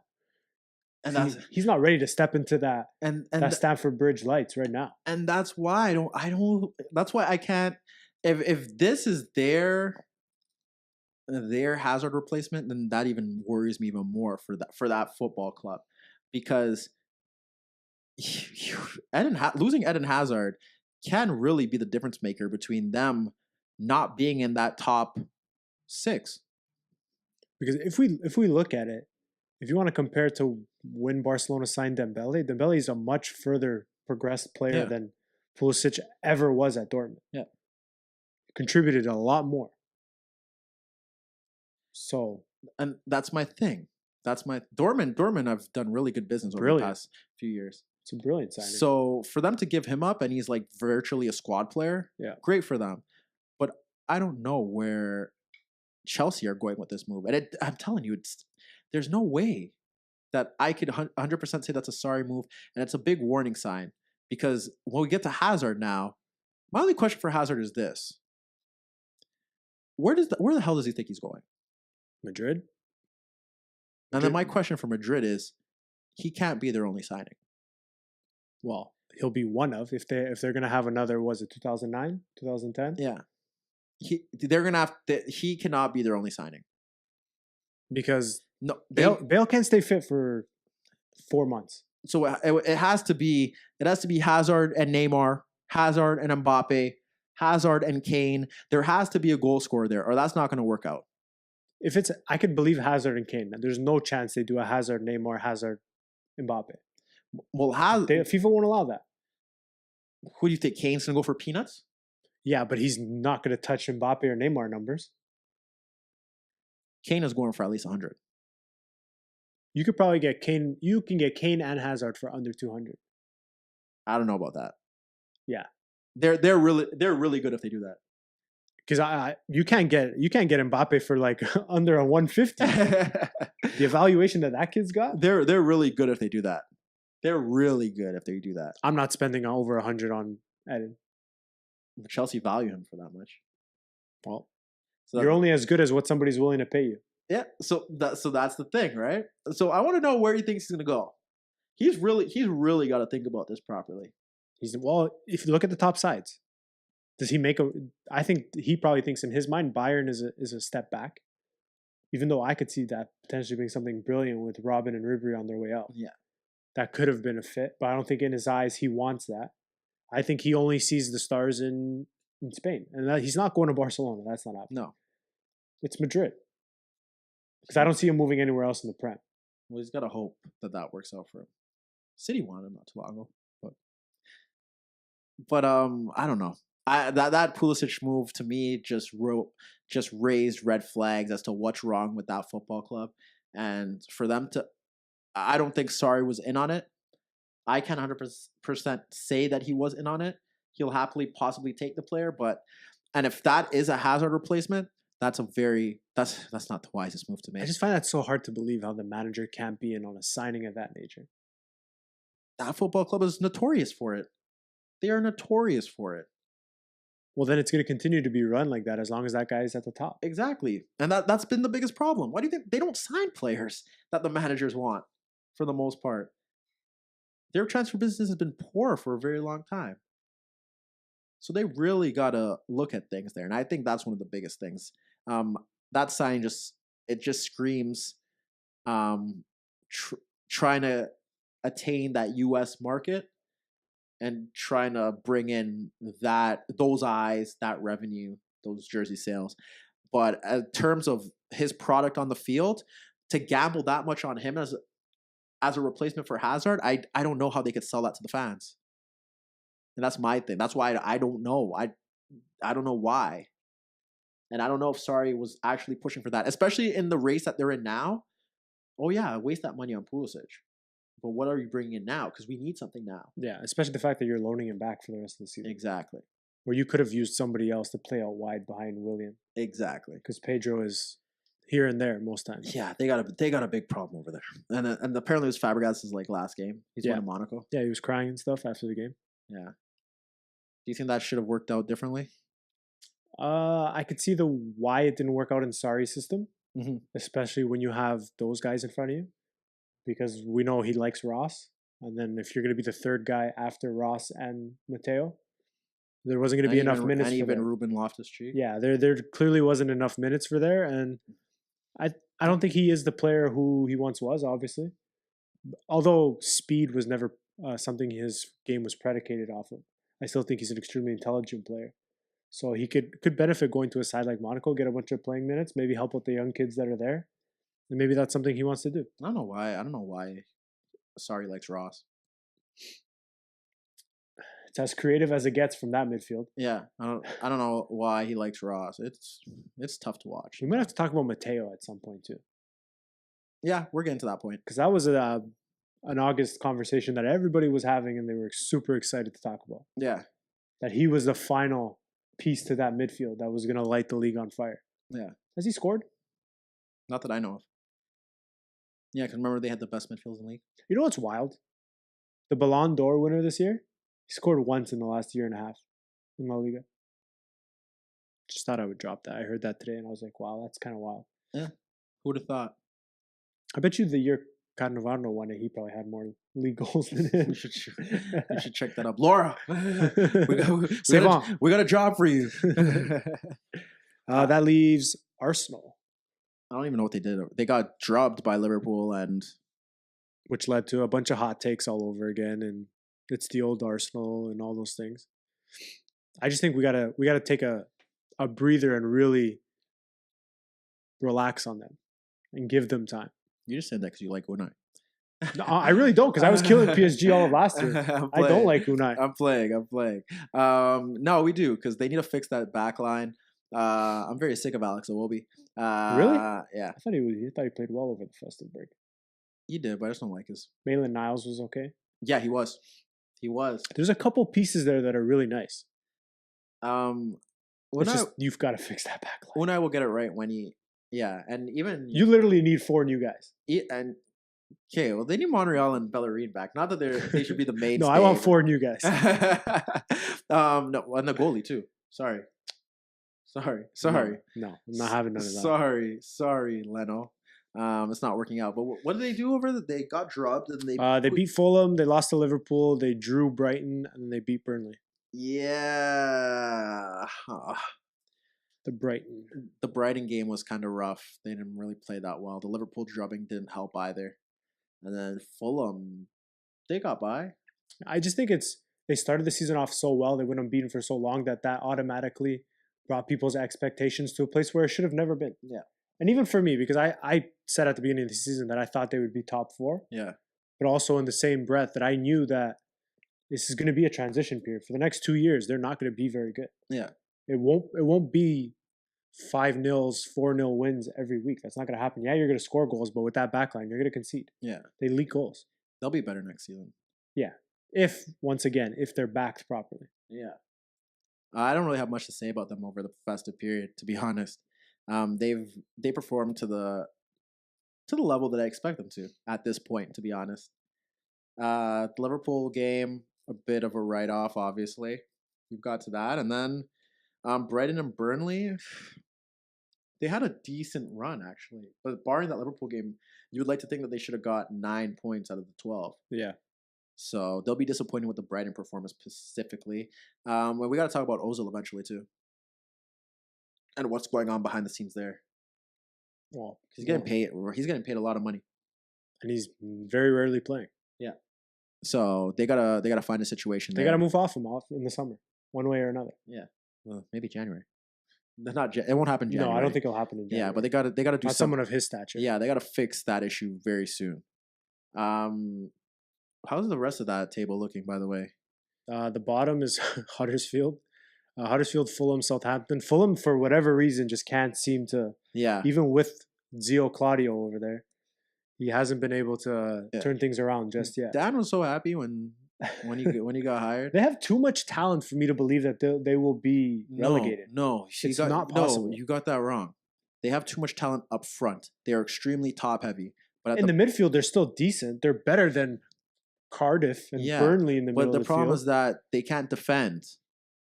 Well, that's a lot of those teams in the bottom side. No, they really can't defend. They really can't defend. They can't stay compact and break. Well, that's on Claudio now. That is on Claudio, and he has to be working on that. That's all he needs to do. If he could fix that issue, then they should be fine. But they're in a bit of a dogfight because I think Southampton are getting a bit better. They've shown some signs. It's Huddersfield on 10, Fulham 14, Southampton 16, Cardiff, Burnley, Newcastle all on 18. I think Newcastle will be fine, and you would want to think that Burnley will be fine, but from Burnley down, that could go any way. Yeah, those four. As of right now, that could go any way. Yeah. Newcastle will be fine. I have faith in Rafa to ensure that they're okay. But Burnley, Cardiff, who else? Burnley, Cardiff, Southampton, Huddersfield. Yeah, that is really like the slum, like the low of the lows. I don't say anything about relegation battle until April. Yeah, because at the end of the season, you always see one of these sides go on a run. Just go on a run. Fire manager go on a run. Yeah. But if we're speaking about right now, like those 5 teams that you just named, like I wouldn't pay to watch them. I wouldn't watch them for free. Are they gonna like go to the stadium and waste my time? There's gonna be another West Ham revolution like last season at one of these stadiums soon. Yeah, there very well might be. Yeah, at some point someone has to do something, right? Who else? And then middle of the table is Wolves, West Ham, Everton. Watford sits 8th. Leicester, who's done fairly well for themselves, they sit 7th. Yeah. Which is, I always see Leicester somewhere 7th through 10th spot. The way those teams are situated, that's fine. And the reason, except for Everton, you do not spend all that money and you're not in the top half of the table. Well, now we have to really assess things because do we have to look at Marco? I know no one ever wants to kill Marco. I think they've put themselves in a position with the players that they've brought in that they have to play with players that they shouldn't be playing with. Like they're forcing themselves. It's almost like the Rooney thing. They're trying to play an expansive way. It's almost like the Rooney thing where you spend so much money on him where he had to play. Yeah. You've spent so much money on Sigurdsson where he has to play. You've spent X amount of dollars on Tosin that you feel obligated to get him minutes somehow. Like they can't play a 3-man midfield. No, they've spent a lot of money on a lot of players. Yeah.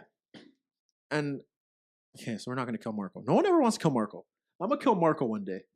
I swear to God, I'm going to kill Marco by the end of the season. I think they've backed themselves into a corner. Well, he backed himself into a corner too. Well, he didn't sign Sigurdsson. Okay, fair.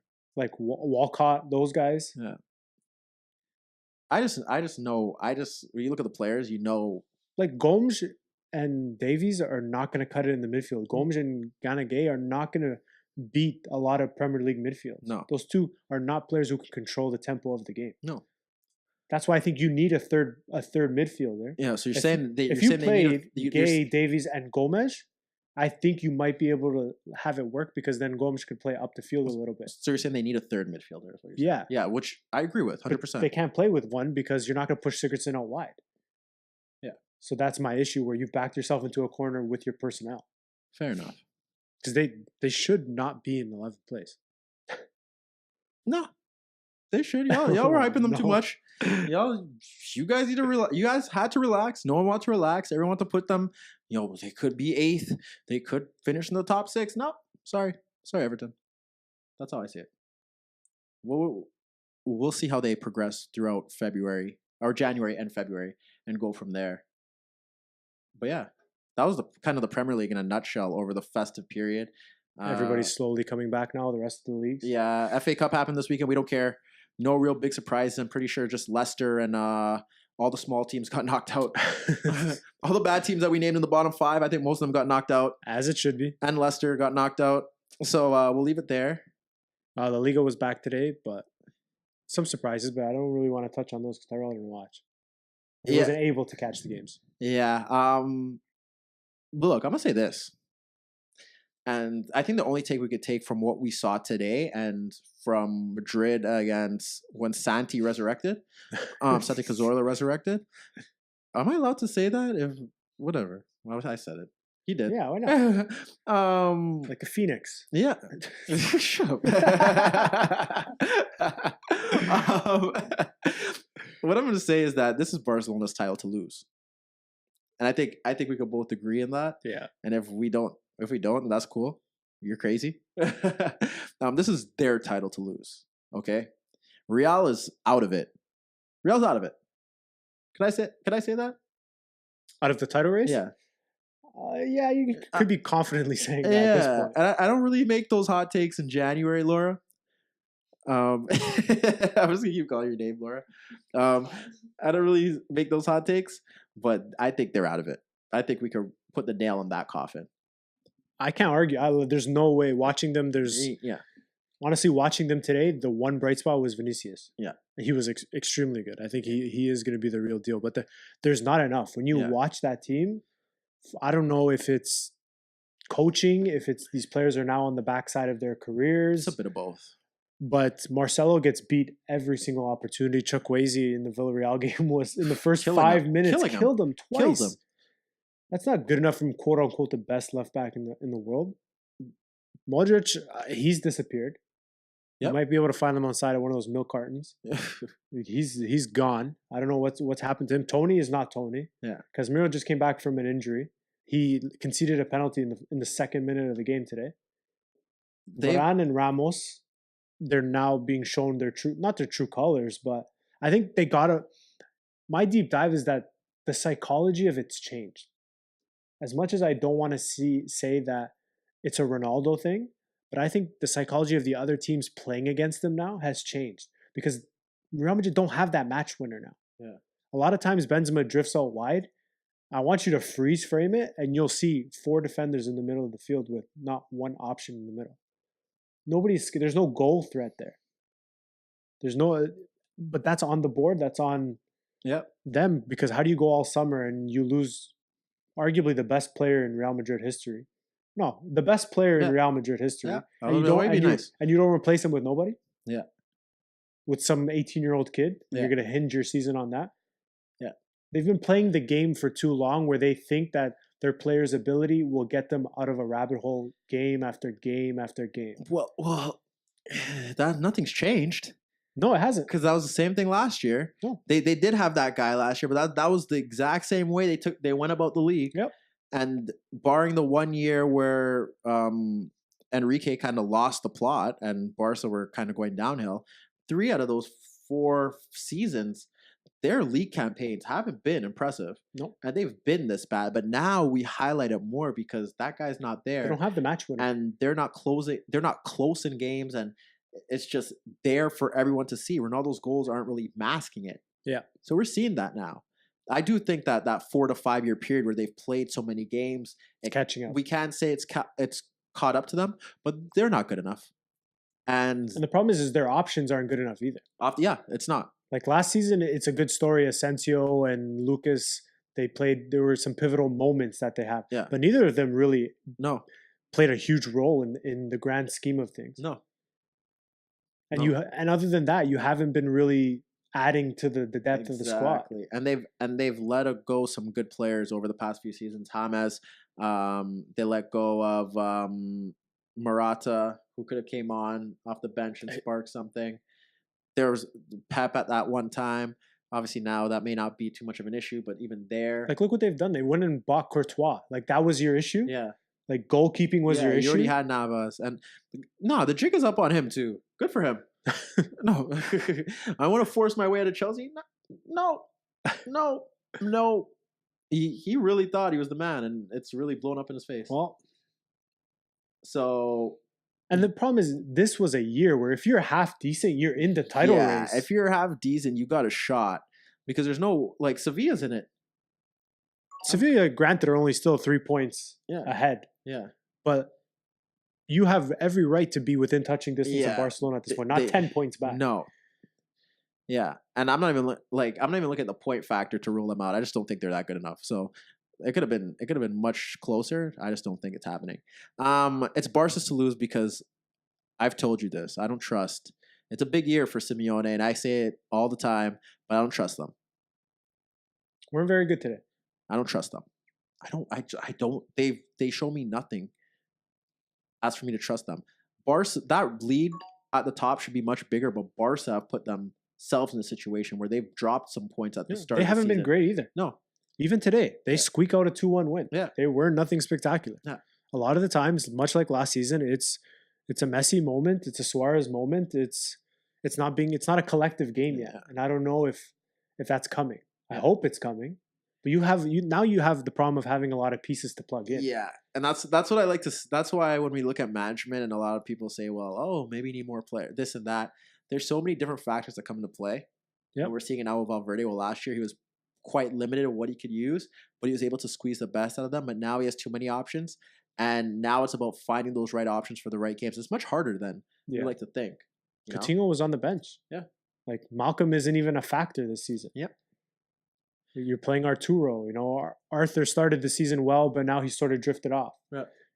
So there's a lot of questions. It was open for any team to take. Yeah. But nobody wants it. Yeah, nobody wants it, and Barca have the best player in the league. Griezmann can't play with anybody. Can't play without a top striker next to him. Yeah.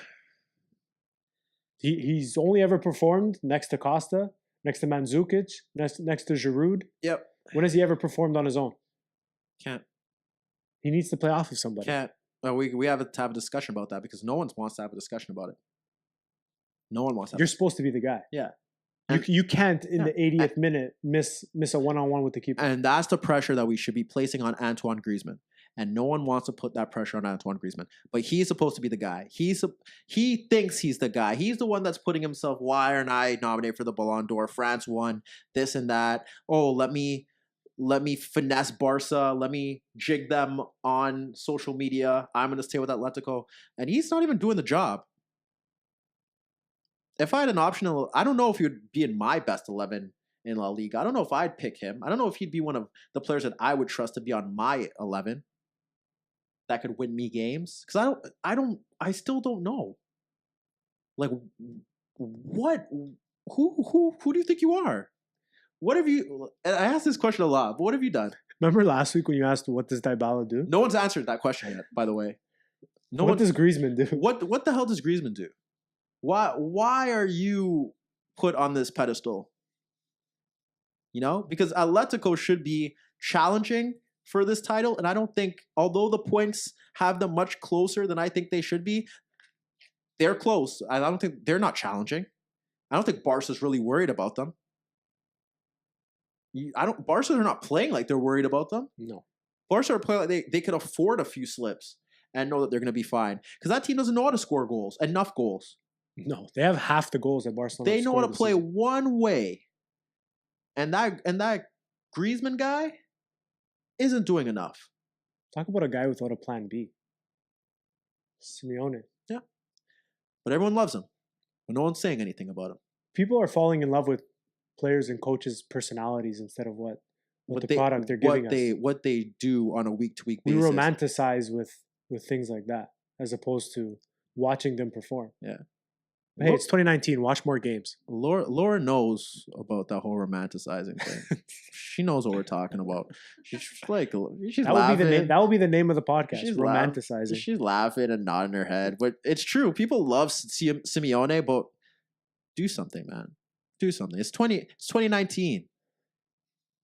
And people are stuck with what you've done in 2014 and 2016 or 2015.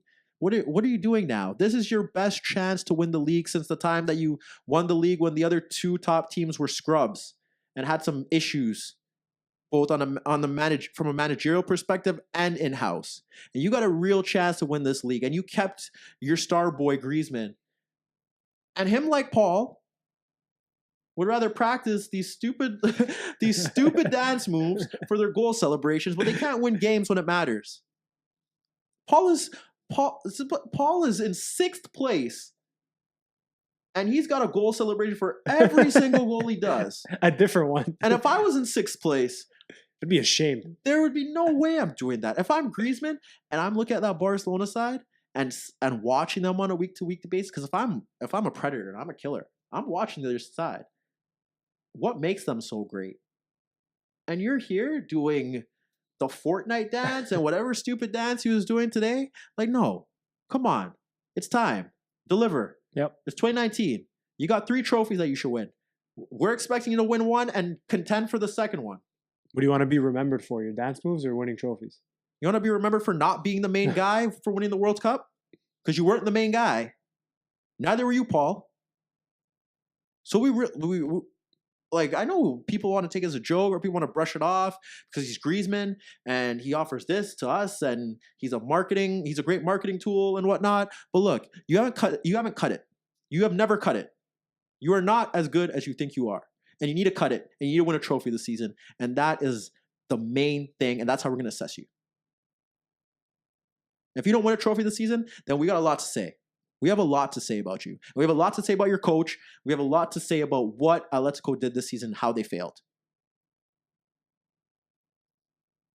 5 points. Am I right? You hit the nail right on the head. 5 points. Let you get your shit off. You could break it down. You could do it. Barcelona is not the Barcelona they were last season, and they weren't even great that last season. And they haven't been the Barcelona that a lot of people want to put them out to be as. So win the league. And you got I don't know who they play in the Champions League. Atletico? Yeah. Play Juve. They play Juve. So now we really get to see. How did I forget that? Now we get to see who you really are. Because you play Juve, another team who's not really rising to the occasion. So if you are as good as you are, Simeone, if you are as good as you are, Griezmann, if you are as good as you are, you're gonna show up for those 2 legs. And you're gonna get out of that tie, and you're gonna knock Ronaldo out of the Champions League. I'm sorry, that's what it comes down to at the end of the day. We're not going to be, oh, well, they played Juve, so we're going to give you a pass. Nope. No passes anymore. Not here. I told Laura, it's 2019 now for everyone. So we're killing you.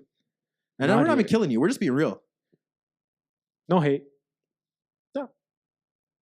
And that's how I feel about them. And that's what it should come down to. That's how everyone should assess them.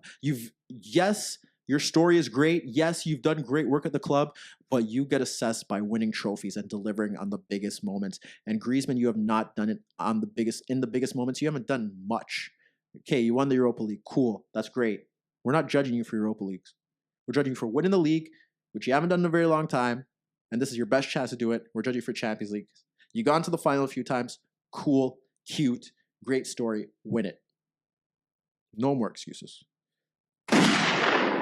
Yeah, you gotta hit those gunshots. 2019 Fabs, you gotta hit those gunshots. It's gonna be the year of the gunshot. I'm gonna start hitting them. I'm gonna put on. We're gonna switch seats. But yeah, we'll deep dive into Spain when Dan comes back because he's gonna tell us about how great it was and talk about the cuisine and maybe come back with a little Spanish drip.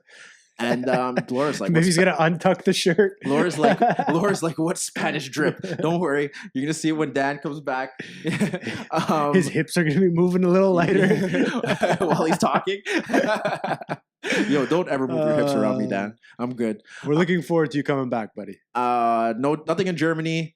Italy. We hope Juve drop points so we have something to talk about. or we hope Napoli drop points so we can end the title race. Yeah. At Serie A, people, if there's anything that you want to talk about in Serie A that you think we should like really focus on, we'll do that. Like if I gotta watch Lazio beat down Chievo just so you could tell me something about what Lazio's doing right or wrong, like we'll do that. Because look, I'm tired of Juve playing in like neutral and winning games. Yeah. So maybe that's 2019. Watch more Lazio. Watch more Chievo. I don't think Chievo's won a game this season. Really? And I've watched them a few times, and they hold their own. But I don't watch them against like teams at their level. Does Miguel Veloso still play for Chievo? I don't even know. Oh no, sorry, that was Genoa. Yeah, I don't think Chievo's won a game this season. I could be wrong. Have they won a game? Chievo's won one game this season. Okay. Don't worry, Frosinone has only won one as well. Okay, I feel both of them really got a problem. We have to watch Chievo versus Frosinone. Okay, you can watch that then and Yeah. tell me how that goes. I will. I bet you'll be. Actually, speaking of the next time Serie A's around, Napoli play Lazio. That should be good. But Lazio never really show up against the big side, so I'm going to tell you how that one's going to go already. Roma have fought their way back up to 6th place. Look at that. They're only 3 points out of Europe again. Yes. Wow. Shout out to them. To knock out Porto in the Champions League. Oh, they will. Don't say that. Fingers crossed. y'all are playing, but you wait and see. Is that it for today? Next Monday, we'll really get into our 2019 bag with Dan back. Yeah. And unfortunately, Laura will not be here, but we have appreciated her presence and everything she's done for us throughout this time. I know that I may not show up because I'm always ranting and upset about something, but that is my way of showing how much I appreciate that you've been here throughout this process. And, you know, been here through our lows of 2019, and hopefully you'll see us at our highs because we started here really low. They're trying to get us the hell out of here, but they don't know this is the best Toronto soccer podcast. So, you know, we thank you. You're welcome. And yeah, Fabs, you got nothing to say? Nope.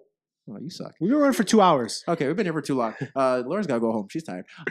With that being said, if you've enjoyed this podcast, you can find the InnerViews Podcast, episode 52, and all the previous podcasts where we talk about organic, unfiltered soccer/footy analysis on iTunes, on your Apple devices. You can find it on Spreaker. You can find it on iHeartRadio, Spotify, and Android users. I'm not getting an Android. I just got a new iPhone. So you got to tell me what Android apps you use on your Android devices so I could plug them because I'm lost. But you could find our podcast there.